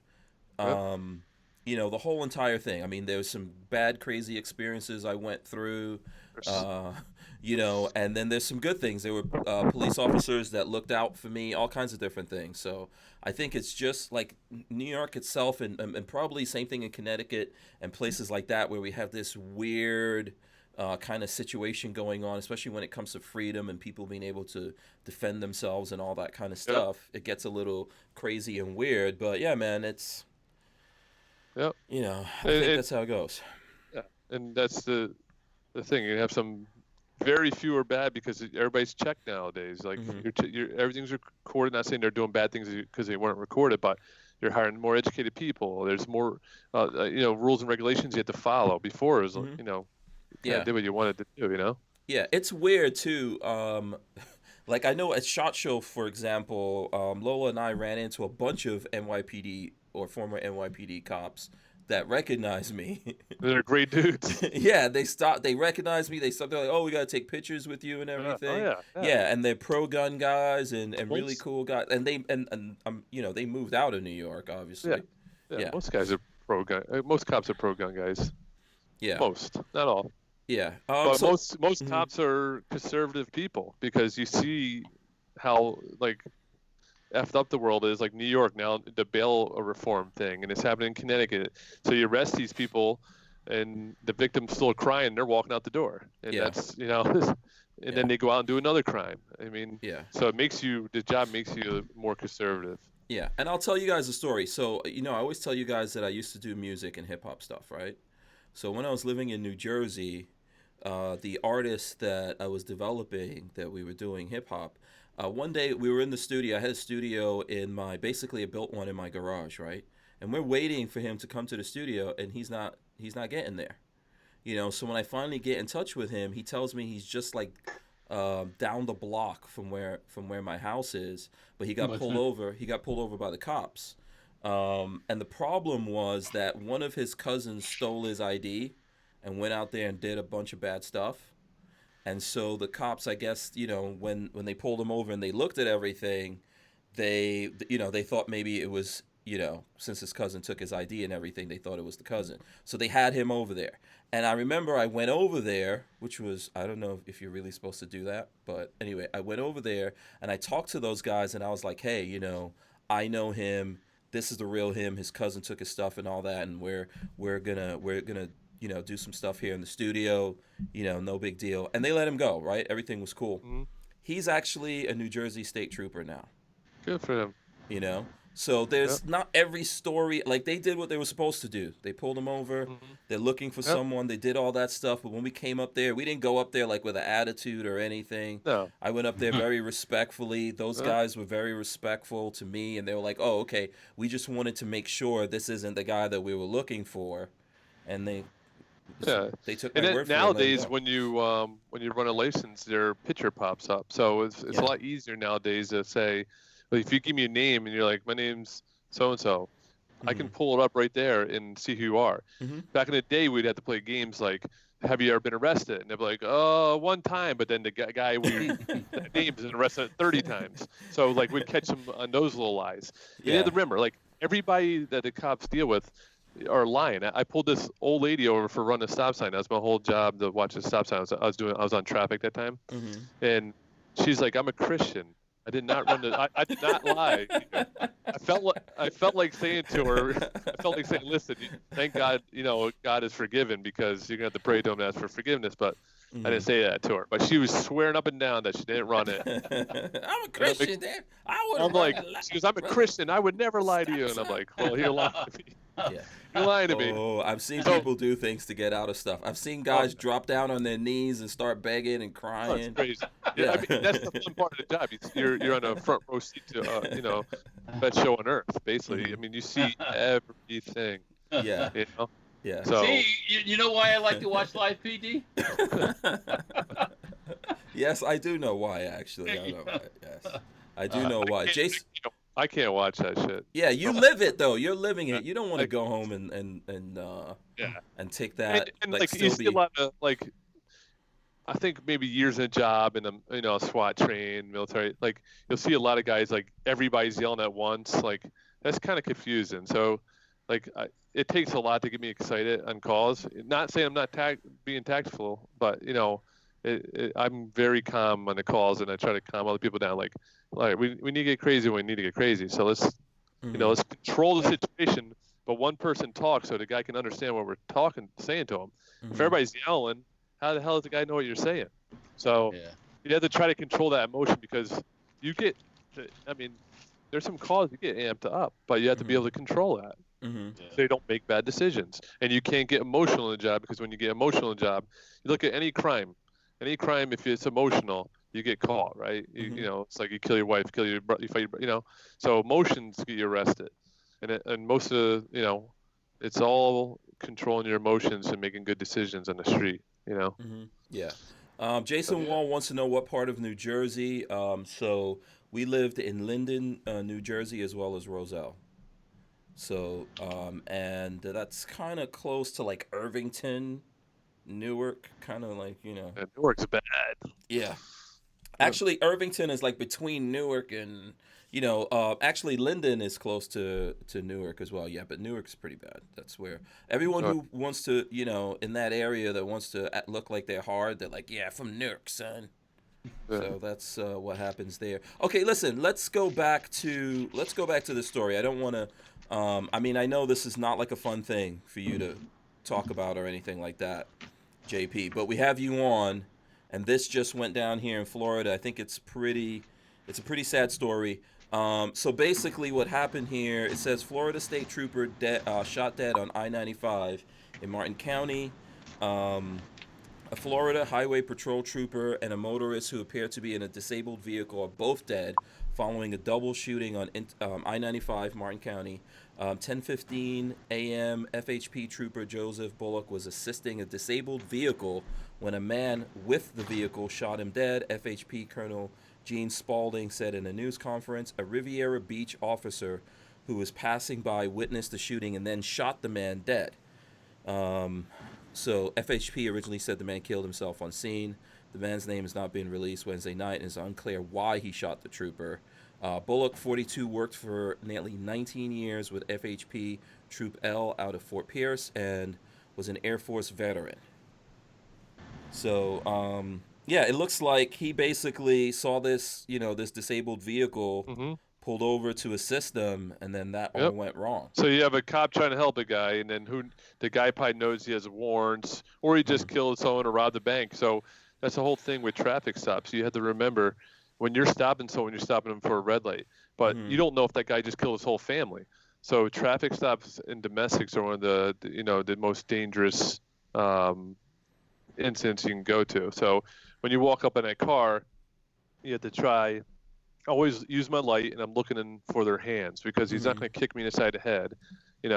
He's so I look for the hands, and that's my number one thing. So if I got to take it a little slower, I take it a little slower. I have my light, and I look for those hands. How many people in the car? And it doesn't matter if it's we call it 1025, like a disabled vehicle. You never know, and that's why I take my calls serious. Like I don't, because this guy probably did 1,000 or more disabled vehicles, so you get used to walking up to a disabled vehicle. But he could have did everything right, and the guy still got a round off, and it's just a lucky round to hit him. Yeah. So I can't criticize because I wasn't there, but I know with a lot of veterans, like you start to slack a little bit because you handled this call before, you dealt with this before, so you had to always keep your vigilance. Keep your guard up. Yeah, vigilance up because you never know. And he might have been very cautious. We obviously no video's been released of this yet. It sucks, and by the way, this is what a lot of the guys, the highway patrol guys, are doing, right? They're responding to accidents, helping people that their cars are broken down and stuff like that. So he might have been on alert in the beginning, and then everything seemed cool, and he was trying to help those guys out, and and they probably had warrants, and they know, like when we go up on a disabled vehicle, we run their plate. We usually ask them for ID just because we had any contact, we'd put people's name in because it protects everybody, right? And so he probably knew if he ran him, he had warrants or something like that, or or he had kilos of coke in the back of his trunk. You never know. So it could be any of those scenarios. Yeah, Carry My Revolver wants me to ask you about this. He says, ask JP, it's actually a thing where cops touch taillights when approaching a car. Yeah, so we touch the trunk like a metal piece, because what happens, you're trying to get some DNA in that vehicle, right? So they teach you to check the trunk because if someone's in the trunk hiding, they can ambush you out of the trunk. But it's also meant for, I'm putting my fingerprint on your car, I'm putting my DNA on your car. So if you shoot or take off on me, they would watch the video and see me touch that car. So if they find a car like that, it's more evidence against them if my DNA's on that car. Okay. So it's multiple purposes. You just check the trunk, see if it's locked so no one ambushes you from the trunk. And then also you getting your hand on that car, putting your DNA on it. Yeah, yeah. So yeah, man, that's I know that's something that's breaking or whatever. So there's not a super lot of information about it, but you know. Yeah. Here's what I think about this, because I know that there's whenever, like the last time you were on, you know, things got heated and stuff like that, and we have these conversations. Ultimately, here's what we need to understand about us as society. We create, like, everything that happens, we're responsible for that, right? Yes. We create society. We create this job called being police officers. We're the ones doing it and interacting with people and everything. So because it's us, we've got good guys, bad guys, good cops, bad cops, all kinds of different things going on. But ultimately, this is something that we ask people to do. If we don't want it, then let's not ask anyone to do it, and let's all take responsibility for that. But ultimately, this is something that we ask people to do. That doesn't mean to me that person should just do whatever they want. No. There's so many more checks and balances now. Like, and usually, like, the bad cops, they get weeded out so fast. You know, even FTO, and you pick up on, like, red flags, and you write in the DOR, and then they can't correct them, they're gone. But, like, right this year so far, you had 4 female officers killed and 11 males. So you had 15 officers died this year so far. So average is up probably 100 a year or more. Is this in the country? Is in the country. Okay. So, Florida probably lost 2 already. They always lose the most. Florida, Arizona, California, Texas, And what did you just read off? You read off all the warm places. Yes. Yep. Where all the nut jobs come down to hang out because it's warm. And a lot of drugs coming across borders. Yeah, a lot of activity. So they're running a lot of stuff up north from those areas. But just a lot of plain nuts. Oh yeah. I mean, there's no other excuse. You can't. Somebody, if you just attack somebody out of the blue, and just shoot and kill somebody. I don't care if you got a warrant for whatever. That's no reason to kill somebody. No. Come on. What are you gonna? They don't think like that. They just. Well, yeah, you think they're like animals. They're animals. So, right. So, unfortunately, it's fight or flight, and some of them choose to fight. Right. And that's it. Like, all the officers, I tell all the rookies that come out, I'm like, listen, when you walk up to that car, you have to make sure you look for those hands. I could tell when I get behind you, all of a sudden you swerve to the right or the left. Why? Because you're looking in your rear view mirror at me. All of a sudden, when I pull you over, do you stop right away? Are you moving in the car?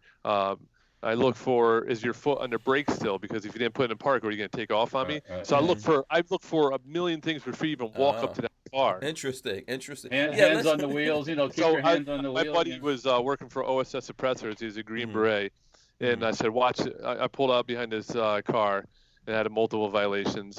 And so I get behind him, and he swerves. I said, see that swerve? That's him looking at me right now. Why is he looking at me? He's nervous. And that could be anybody. It could be a normal person. Yeah. But all these little things just build up, right? He didn't stop right away. Why didn't he stop right away?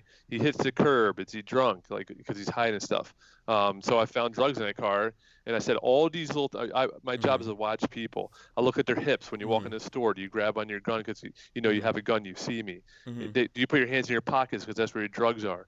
All these little, like, keys. Like, I've been watching people for 18 years now, and people give you clues. They give you huge clues. Yeah. So you just had to pick up on them, and sometimes you go against your what you're believing and what you see, and you always get proven wrong. I'm a Christian. I wouldn't do that. Who's the best? Yeah, I want to ask you something about the psychology of following someone, because that actually happened to me last night. Do you know Wags03? No, who's Wags03? What's up, Wags03? Yeah. Okay, there's someone on here, Wags03. Yeah, and they say respect police officers everywhere, and I love watching the podcast. Hank, have so much pride in my dad coming on here and talking about his daily life and his support of gun rights. # Second Amendment. Thanks. Must be my son then. Yeah. My daughter. It's probably my daughter, actually. Oh, okay. Yeah. Let me look. Yeah. Yeah. That's my daughter. She's. Okay. Yeah. You should never. Okay. That's the daughter. Okay. Let me see. Yeah. But she's born in 02. Respect police officer. Watching podcasts. That's what. Wow. Yeah. Okay, just checking you out. We can get shout out to Wags03. So let me ask you this. Because last night, this happened. So whenever we leave here, Lola and I are like driving in separate cars. And Yep. when we got back into, not right where I live, but close to where I live, there was a police car that came out, like a SUV came out, and it was following the two of us. Obviously we didn't do anything wrong. I wasn't worried about it. But it makes me think, like, I know what I'm thinking in the car, right? Like my son's watching it. My bad. Oh, okay. My son Tommy's watching it. Oh, okay. All right. Shout out to Tommy. He's in, I think he's in Bermuda still, or he just got back. Oh, okay. For college, it must be hard, right? Oh, wow. Okay. How old is he? He's 18. He's 18, gonna okay. pit. He's a baseball player. He plays for Mass Maritime pitching. Oh, so cool. he's a lefty. So let's see how he does. All right, cool. Shout out to him. So here's the thing I was gonna ask you, because I know like what I think is the person in the car, right? Like you said, like I'm looking up in the rearview mirror. I'm like, oh, is this guy gonna pull me over? Yeah. All that kind of stuff. Yeah. That's why it's interesting to see your psychology. So let's say you haven't pulled someone over. Have you, like, I know there's people that you see and you're like, okay, I'm going to pull that guy over. But do you ever do just the follow the person thing, just to see what they're going to do, how they react? So that happens a lot on like midnight. So, and the reason they're following people on midnights is because they're waiting for you to cross the line. They're assessing how you drive. So usually when you're drunk, if you drive fast, you're going to be all over the road because you're not concentrating. You're speeding. Okay. When you're concentrating on driving, you'll be driving like 10 miles under the speed limit. Right, so there's all these little clues that we look for, and usually on midnights, even though there's more drunk drivers driving during the day because there's more people driving during the day, but it's easy to pull up behind someone on midnight and wait for them to cross the line, or because those people kill people's family members, right, and everybody gets all mad, like, oh, you listen, if you don't do anything bad. I'm not pulling you over if you don't run a red light. I'm not pulling you over if you don't have 10. There's a million. You get stopped because there's a violation. Yeah, eventually, whoever it was just pulled off. They would just. Yeah. Or they probably got behind you and they ran your tag. Maybe I don't know if you have 10. You're allowed to have tents in Florida, right? Yes. They run the tag. Yeah. They run the tag. Yeah. So no, he's talking about tents. Can you have tents? It was at night. But yeah. So you probably ran your tag because you can run any. Everybody gets upset about this, but you can run any license plate you want, right? It's DMV, public knowledge. So they'll get behind you, they'll run your plate, and they see that your car's registered in Connecticut. It shows if you have insurance or not. So all that pops up. So when that pops up and everything's good, we just turn off, or you're driving straight. Maybe you thought you were, I want to follow you, right? So here's where I'm going with this. I want to know the protocol. Should I go the speed limit? Should I go like 10 miles under the speed limit? Or can I? Yeah, exactly. Can I go like 10 miles above it or something like that? It kills me, man. I get behind people and they're driving like the speed limit. Like, I'm trying to get my dinner. Like, get out of my way. Get out of the way, yeah. Okay, well don't be behind me. Get behind someone else. Exactly. So if you're going 5-10 miles per hour, I want to go 10. Okay, that's where you're at. Oh. But I won't even stop people unless they're going 15 and over. So that's my, 15 and over. Because if I go to 15 and I get pulled over and be like, hey, JP told me that this was okay. I would stay like 9 miles per hour speed limit. It'd be good.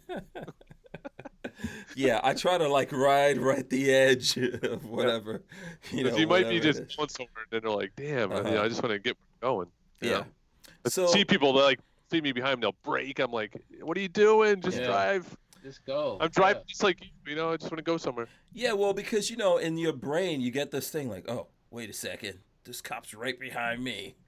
What's going on here? Even though you didn't do anything, it's no big deal or whatever. Yeah. It's like I don't get that fear anymore because I am a cop, but before I became a cop, I got the same feeling.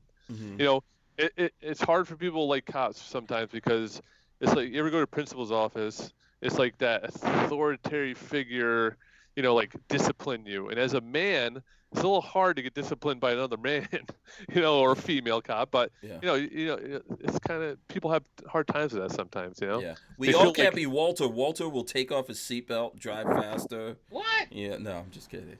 Kidding. No, Walter's a good guy. I usually get out of the way if one of these people like.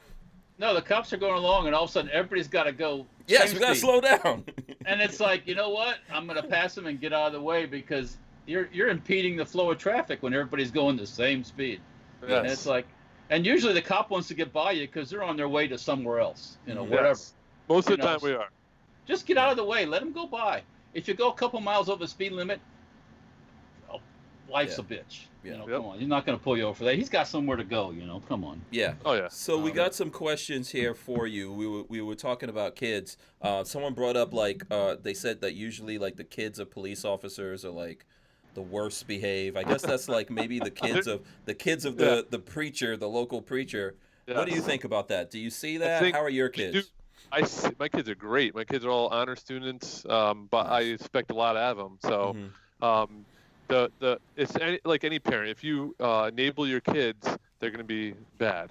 So you do have some cop kids that are bad. There's always it's always the 1%. So there's most of the cop kids are good, but there's 1% that are bad because I think they go to school and they get picked on because their dad's a cop. I don't know. Yeah. But didn't you tell me you had a friend who his dad was a cop and he was badass or something? Really, was that you that told me that?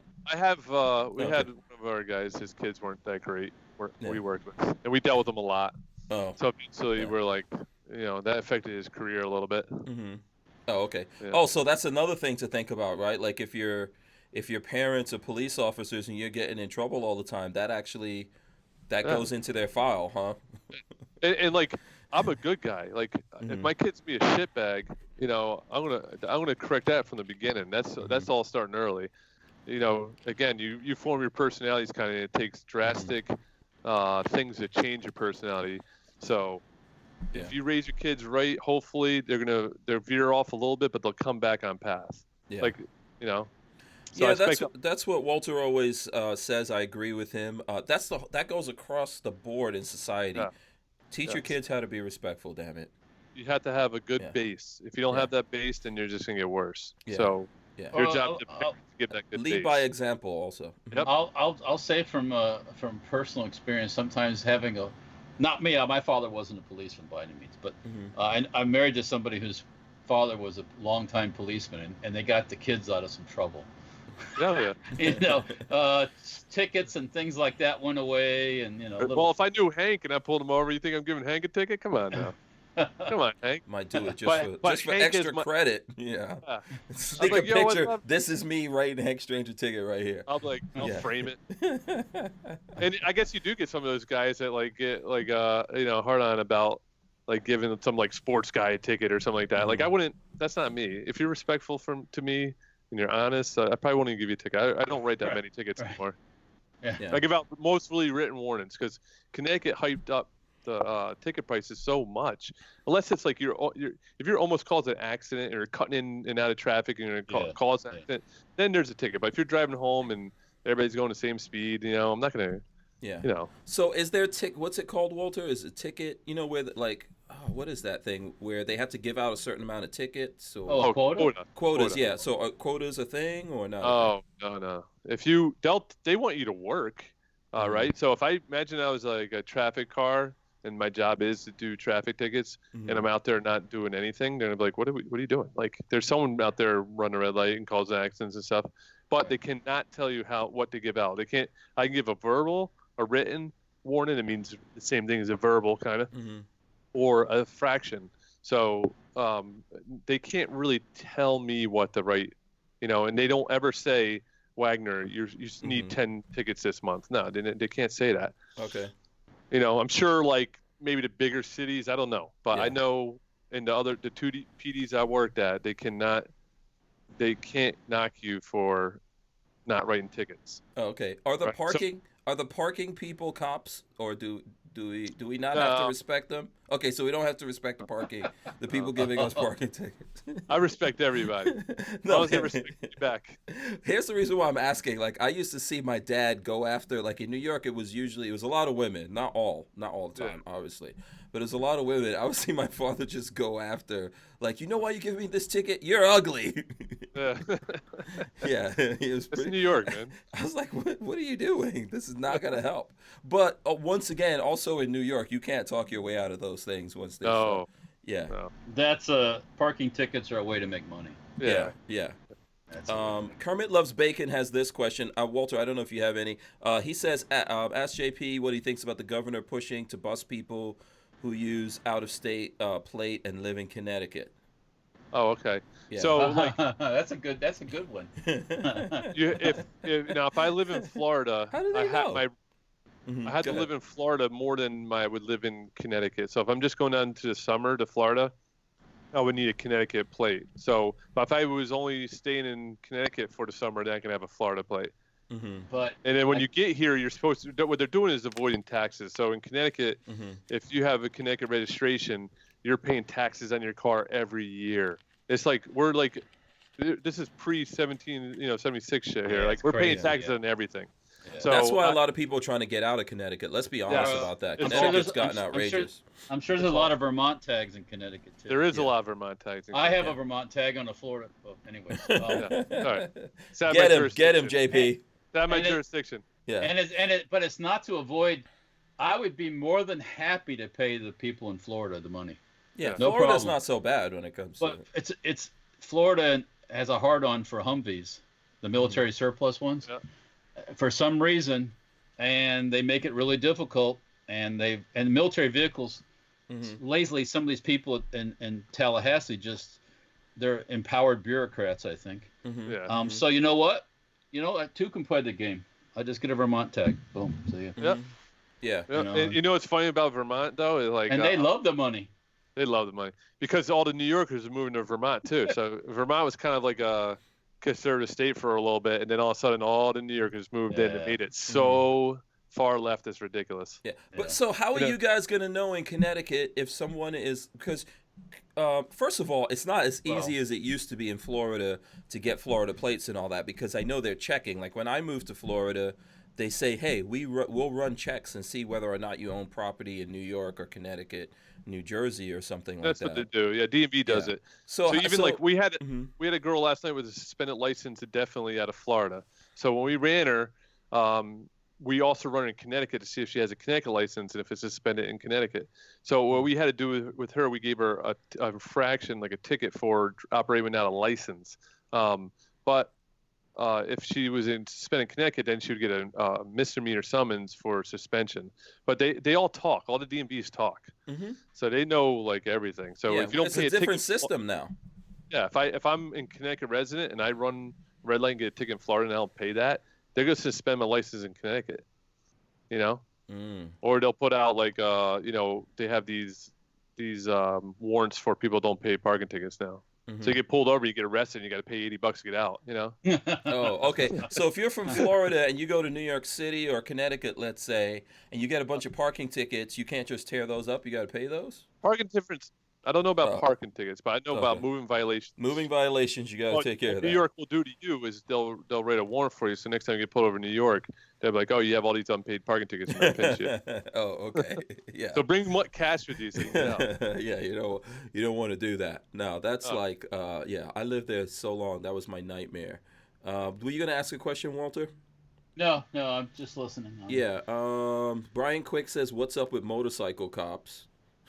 Motorcycle cops are mostly traffic cops. That's what they do. So they ticket everybody. Yeah. So their job is traffic, and traffic cops give out tickets. Yeah.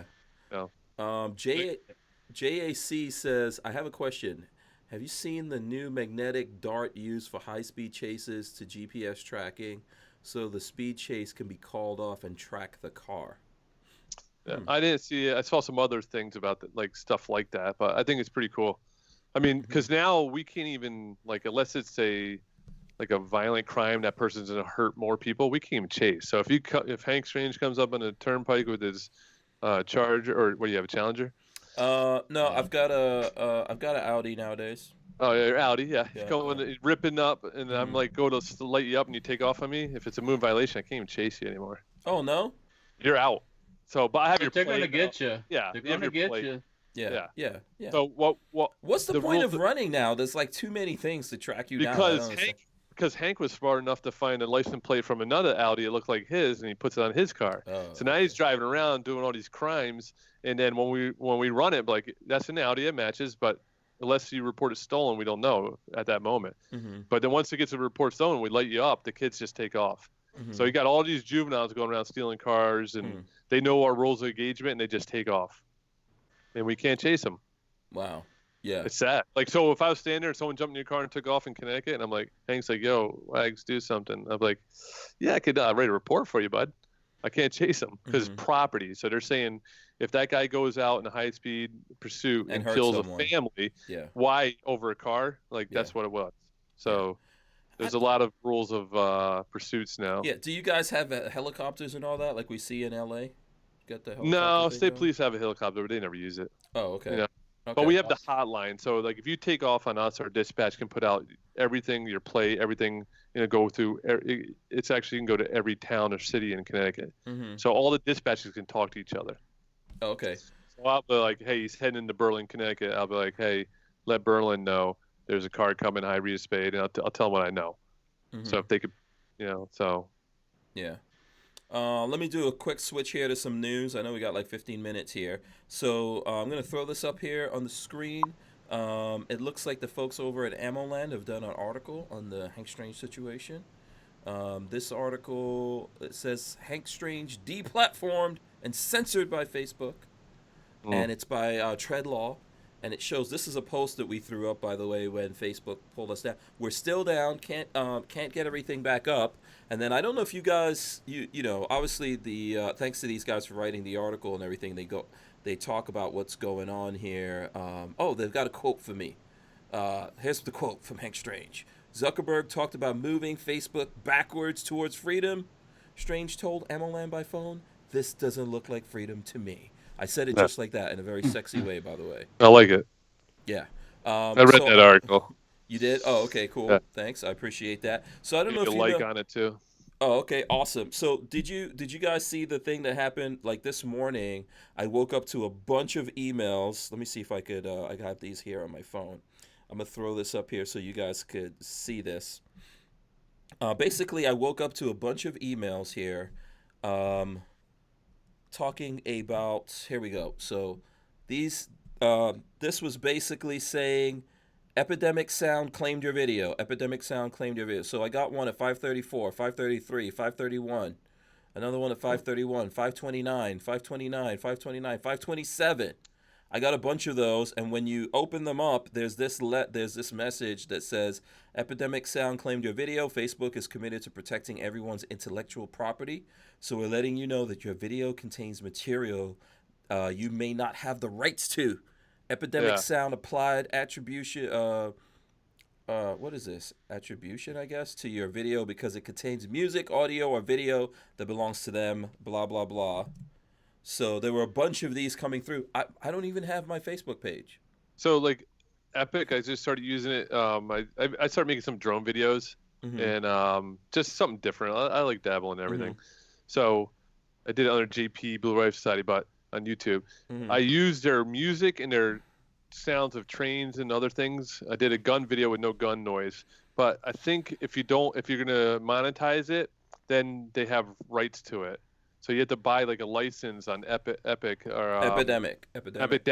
Yeah, Epidemic. You have to buy the license if you do a commercial. But if you use it for a personal page and you're not like making money off it, then you can use their music. But once you start getting dollars from YouTube or something like that, then you have to buy a commercial license. Yeah. Okay, I understand that, and lots of folks do that. I don't. So I make my own music. There may be samples in music that I have, but I have the rights to all those samples. So I buy the rights to those samples outright. But I've always made my own music, so that's not the thing here for me. Here's what we found out later. So I threw up a post about this, and then someone sent me this post from Epidemic Sound. It says, "We have had a technical error, and your claims will be sorted out no later than the end of the day. Sorry for the inconvenience. You have any questions regarding this, blah, blah, blah." So apparently they were, and I spoke to Guns and Gear. This happened to him. There are a bunch of other guys that this happened to. So these companies that are involved in these sound rights and stuff like that, right?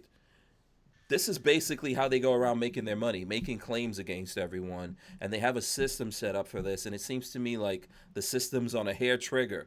anything that it hears that sounds close to something that they have, it automatically goes off, and places like Facebook and all that react to it. And what happens when a bunch of people start getting these is that one of the things that could happen is that your site comes down, your page or whatever comes down. So we'll see if mine comes down. Mine's not that serious, but yeah. So it appears they did this to a lot of people out there. I don't even have my page, by the way. This is the thing that's funny. I have no access to Facebook/Hank Strange. That's messed up. Yeah, I don't have access to it. The page is not even up. So like right now, if I search for Hank Strange on Facebook, you know, when I go, let me see here. I'm gonna use the evil Google and do this to show you guys. Let's see here. Okay, so here we go. So there we go. There's the Hank Strange page right here. And I press on that thing, it just goes to this. It just says the link you follow may be broken or the page may have been removed. Boom. So that's, you know, the nonsense continues. Yeah, we need to recruit some like conservative billionaire to like start our own like YouTube kind of thing or like social media page. Yeah, I know. We just like, come on, just help us out. You know, we need a platform. I hear that Zuckerberg is actually into guns, but come on. Yeah. You know, but obviously he doesn't. We should invite him to the range one day. Once he shoots some full auto, he'll be all exactly. He'll be all excited and want to. Zuckerberg, if you're out there, come to the range with me and Walter. You know. And the best thing for your liberal friends, bring them out and shoot with them. They're like, oh my god, this is so much fun. Yeah. Always have another person watching your six, but bring them out there. By the way, someone did on YouTube, because this same thing happens on YouTube. And someone did try to claim gunshots in my video. So I had a video and they tried to claim my gunshots were their gunshots. That's crazy. This has happened before, so this is what the world is coming to, Walter. How do they prove that? Like, well, I contested it. I was like, "There's no way. This is my footage. I'm shooting the gun. Those are my gunshots." Yeah, like prove it. Is there a digital imprint? Is there like you see the file? Like, how do you know that? I don't know. People are trying a lot of stuff nowadays, man. It's kind of insane. Let's see. Let's go to another one here. I'm gonna go. We were talking about a bad, not a happy Florida story. I'm gonna give you guys kind of a crazy Florida story now. I don't know if you all heard of this, but Florida men busted with narcotics labeled bag full of drugs. This particular one is in the New York Post. Some criminals try to outsmart the cops, but this pair didn't leave them guessing for a second. 2 Florida men were busted over the weekend for speeding around with meth, cocaine, and more packed in sacks with the words "bag full of drugs" printed on them, authorities said. Santa Rosa K-9 deputies recently assisted Florida Highway Patrol on a traffic stop on I-10 where a large amount of narcotics were discovered. The Santa Rosa County Sheriff's Office. Where's Santa Rosa County, Walt? It's up in the Panhandle. Oh, okay, in the Panhandle. Posted to Facebook Monday. Note to self: do not traffic your illegal narcotics in bag labeled "bag full of drugs." Our K-9s can read. Yep. My K-9 got so many drugs. People think you can hide it with all different like peanut butter, this and that. Dogs can break up ingredients. They can smell the butter. They can smell the sugar. They can break up things. So when you hide weed with other stuff, they can still smell the weed, people. Yeah. Even though weed's not as Yeah. like small amounts of weed now are decriminalized in Connecticut. Yeah. Where did they get the bags full of drugs thing from? And those are probably selling right now on eBay. Yeah. Walter, you're thinking you should have come up with that one, right? That's a good one. Yeah, just sell stupid stuff to stupid people. Here, bag full of drugs. Yeah. Ziploc bags with a Sharpie. Yeah. Police, please don't look at this bag. Yeah. So, what they do, Hank, what they do with their heroin, they always on the wax paper when they package it, they put a stamp on it or words on it, right? They do a stamp on it, so it could say like Gladiator. And if it's good shit, everybody knows they went to Gladiator heroin. So every drug dealer stamps their heroin packets. Oh, okay. And then you know what is like, or if it's killing someone, like, it's funny, the stuff that kills people, they go out and try to get because they know it's strong. So if a lot of people are overdosing on Gladiator, everybody wants Gladiator. Yeah, it's funny how that works. Jerry Parker has a good callback here. He says, it must have been Christians. They don't lie. One thing I do see when I watch like Live PD, the police will ask people, say, you have any drugs? And then some of the guys just say, yeah, I do. It turns the whole situation into like, all right, thanks for telling us, blah, blah, blah. It's like, instead of this game they play where it's like, oh, I don't got nothing. That ain't mine. I never seen that before. It's like, come on.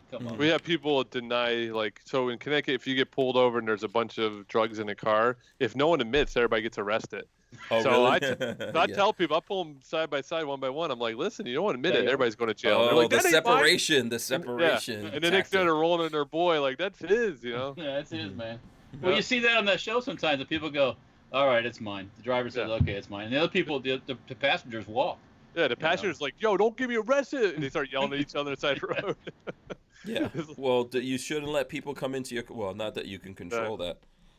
Yeah. Not that you can control that all the time. Didn't Lil Wayne just get busted with a bunch of drugs and stuff like that? And I think I saw something about that. He just got busted with a bunch of drugs and all kinds of stuff in a plane or something. I know he likes opioids. There's that scissor. Oh, okay. Yeah. Let me see. So I don't know if there's any other crazy Florida stories out there. Florida usually makes case law in the world, like law enforcement. They always make case law in Florida for some reason. Good or bad. Okay. You know what I was going to ask you? So you're in Connecticut. Have you ever been on Live PD, Walter's favorite show? No, they had Live PD in Bridgeport, and it was making the city look bad. I'm like, are you joking? This is a shill. They didn't think about this. they were doing it in Pasco County, north of us, and then one of the cops was doing bad stuff. Yeah. Oh, really? And he got caught. So they're not in Pasco anymore. I think what's the closest Live PD's Warwick, Rhode Island. Are they still on? Yeah, I think it is. Yeah. Yeah. So that probably Warwick, Rhode Island's probably like an hour and a half from me. Yeah. Yeah. I mean, it's just some of the stuff that you see. It's just like, it's unbelievable. What are these people thinking? It's like, and then they run. The thing is that you can tell, like you're saying, you can tell when they're thinking about it and they're standing by the car, and the cop is checking out his record, and he starts to walk back, and all of a sudden, man, boom, he's gone. And then when they catch him, it's like, why'd you run? Yeah. I don't know, man. I don't know. It's like, once that fight or flight instinct kicks in, man. Yeah. First of all, some people literally, like, everything pumping through them, they're itching. But that flight thing just piles on top of something. Sometimes some little traffic. They have a traffic stop, and they're just would have been just a traffic stop. Next thing you know, they pull off. It's like, what the? Yeah, you're also getting those cops pumped up with adrenaline too. Well, yeah, they don't know what's going to happen next. Yeah, they don't know. Yeah. You know what they should do on Live PD? They should have bets going on live while you're watching it. That would be exciting. Like, how much do you bet this guy's going to run? I was watching one time. I'm watching one time, and it was the guy was standing in front of the car. The cop had him just stand in the car. He's pacing back and forth like an animal. Oh, yeah. Then all of a sudden, as soon as the cop got out of the car to head toward him, he boom! And it was like, I said, he's gonna run, and sure enough, he did, man. So up north, I think down south, when you guys get pulled over, you get out of your car. They ask you to get out. Oh no, I'll stay in the car. All right. Some places they like get out. Like I don't agree. We keep them in the car. I would want someone getting out. Florida wants you to. Well, not Florida. What is it? Alachua County wants you to get out. That's what happened. One time I got out in Tampa, not even thinking about it. I just got out. I got stopped for my tag was expired or something. He goes, "What'd you get out of the car for?" I'm like, "Oh, I just got out to talk to you." I didn't, you had that adrenaline went through you, Walter. No, I just put my hands on the. If I get stopped, I just put my hand on the steering wheel and just wait for him to come and chat with me. It's hard to get rid of that feeling, like that when a cop pulls you over, that nervousness. But now I just know the game, so I'll get too nervous. Yeah, Kermit. If I was doing something dirty, then I'd be nervous. But Yeah, I'm not doing anything dirty. So yeah. Here's my papers. Yep. Yes, no, sir. No. Yeah. If I'm gonna get a ticket, I'm gonna get a ticket, and nothing I'm gonna do to talk myself out of it. I don't even try. Yeah. And a lot of times, like honestly, like if it's just a ticket and you don't need going to jail the rest of your life, honesty will get you out 50% of the time. You know. Yeah. Um. And if So you don't when want to people get are honestly- tickets, don't drive crazy. Yeah. Oh, and wait, people- how people bad- honest- Go ahead, Walt. I'm sorry. Were you speeding? Yeah, probably. That's me, my own thing. Yeah, probably. Yeah. And you know what? I like that. It's I like- think it goes a long way because everybody else lies to me. Yeah, I mean, you got me. If I'm going, Yeah. one time it was funny. Last time I got stopped, I didn't get a ticket. He just gave me a warning. I was trying to actually pass the people and get over, but of course I was the one that passed everybody else, and so I got pulled over and I said, well, yeah, you stopped me because I passed everybody else. He goes, no, that's not the reason why. Oh. It's like, okay, whatever. No worries. Were you in the Abarth? No, I was in the Suburban. Oh, the Suburban. Oh, okay. Yeah. There you go. One time we were in the Suburban real quick, and my son was in the back seat, and we were pulling out of our shop, and it was dark, and the sheriff stopped us and he just stopped us because we were pulling out from behind the shop, and I was talking to him, and the sheriff was standing there, and my son rolled the window down in the back, and he goes, "Is there a problem, officer?" And the sheriff said, "Son, roll the window back up." Who was this, Spencer? That was Spencer. Yeah. Oh, yeah, that sounds like Spencer's. Yeah. Kermit Loves Bacon asked if I was on during that Newtown wood chipper incident. So I wasn't. I'm only 45. I think that happened when 89. I think. So what happened was this guy kills his wife, puts her in a freezer, then rents a wood chipper and chips her into the Housatonic River. So so he was a suspect, and someone driving by said, "Yeah, I saw this guy chipping wood on a snowstorm in like the early morning." So they had divers go there, and I think they found like a piece or a fingernail or something like that. And so he gets arrested. He goes to jail for over like 20 years. Electric 20 chair. years. But you know what happened to him? There's a law back in the day where if you were on good behavior, after you do 20 years, you're up. You can be released. So he was like a citizen, like a good prison mate, never got in trouble. He was the last one that got that. He got out just recently, like this month. But they got rid of that law. Yeah. He put his wife, he froze her and put her in a wood chipper and chipped her up. Nice guy. What kind of crazy acidness is that? People are nuts. Yeah. On that horrible story. On that note, I was trying to. Yeah, Kermit Loves Bacon. Damn it! Thank you. Why'd you have to do that, man? We were trying to, we're trying to. We're trying to end this on a positive note here. So I don't know how that's going to go. But listen, okay, it's after 9 o'clock. We got to wrap it up here. Walter's been doing super heavy-duty overtime on the show. So, that's why you guys won't see Walter tomorrow, but we will have Rod Mills and Babyface P coming on. So just prepare yourself for that. Before we get out of here, JP, tell us how the folks out there can support you, follow you, social media, stuff like that. They want to. We do an Instagram. There's 7 of us, all police officers, and it's called Blue Rifle Society. It's just an Instagram. We do it for fun. And on a good note, we could say God's forgiven. So if you lie to police, He'll forgive you. Oh, okay. All right, there you go. I wasn't speeding. Okay. God's forgiven. Yeah. Walter. I probably was. How can the folks out there, how can they support you? You can check us out on the Facebook and Instagram, Safety Hour Firearms. Gunstreamer, Safety Hour Firearms. Stuntparts.com if you're looking for some Sten stuff. Dirtfoot Racing for the mini bike stuff I'm messing with now. What else? I miss anything? I don't know. YouTube. There's YouTube Safety Hour Firearms too. Yeah. So. Mower Death. I don't know. You guys. Mower Death. Get that in there. Actually, Dirtfoot Racing has a YouTube channel too. Got to post some more stuff. But yeah. Kermit Loves Bacon says he followed you. Florida Gun says only 14 more thumbs ups before we get to 100. I think less than that now, like 9. 8. Yeah. Smash those thumbs up. We're not going to end until we get to 100. Yeah. I just gave you one. Yeah. You're killing me, man. You're killing me. Florida Kermit Loves Bacon's follow JP, not you, Walter.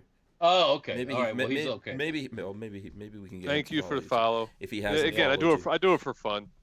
Yeah, let's get those thumbs up smashed. Come on, Walter. You got to get the. Otherwise, we're gonna keep Walter captive. I smashed the thumbs up first thing when What are we at now? I don't know. 93. 93. Yeah. 94. Let's see it get to 100. Come on, people. Come on. For the episode. Don't be shy. Yeah. 96. There we go. Come on. You guys could do it right now before you get out of here. Smash those thumbs ups.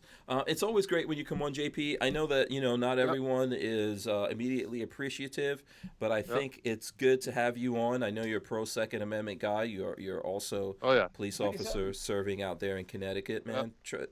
Make sure you stay safe out there. I will. And I actually have some Colt patches I'll give away to someone. Maybe Kermit Loves Bacon. I'll send me your info. Oh, Colt. Oh, you got the Colt patches. Look at that. I got the Hartford one. I'll send you. Can me and Walter get a Colt? Yeah, come on. Yeah. Hey, Chris, can you get those Colt patches? I'll show them. We should probably ask for one for Babyface, right? Yeah, I'll give one to Babyface, but I'll give one to Kermit Loves Bacon. Just send me I'll mail it out to you. Yeah. That's neat address. But this is the patch. This is an older one, I believe. But oh, cool. Oh, nice. Oh, yeah, prancing horse. Yeah, the horse. The prancing the horse. prancing pony, yes. Yeah. Lots of companies using that. Interesting. 103. Okay. All right. Looks like we can let Walter go. All right. So, guys, I want to thank you all for joining us. I want to remind everyone. Let me let me do the end part here. There we go. I want to remind everyone to thumbs up the video, ring the bell so you can be notified every time we go live. Of course, you need to go to hankstrange.com and sign up for our email list. That's how we give away things. We're going to check everyone, make sure they're in the email list. We also will keep in touch with folks and let you know what's going on with us. Where I think tomorrow we're going to announce who wins this 500 rounds of Blazer Gold because we reached 500 episodes. We're in 501 right now. So get up on hankstrange.com, get into the email list. Walter, what do you want to say here? Give me that ammo. Give me that ammo, damn it. Oh, that's for the people. That's the people's. I am the people. It's the people's ammo. Kermit Loves Bacon says, thanks, JP. Any last words, JP? You got anything to say before we hit the button here? I just love being on the show. It's fun, and I appreciate you having me. Awesome. Thanks for coming on. Thanks, Walter. We'll see you next week, Walter. JP, stay safe out there. All you guys, we'll see you tomorrow. We're out. Peace. All right. Yeah, stay civil. All right.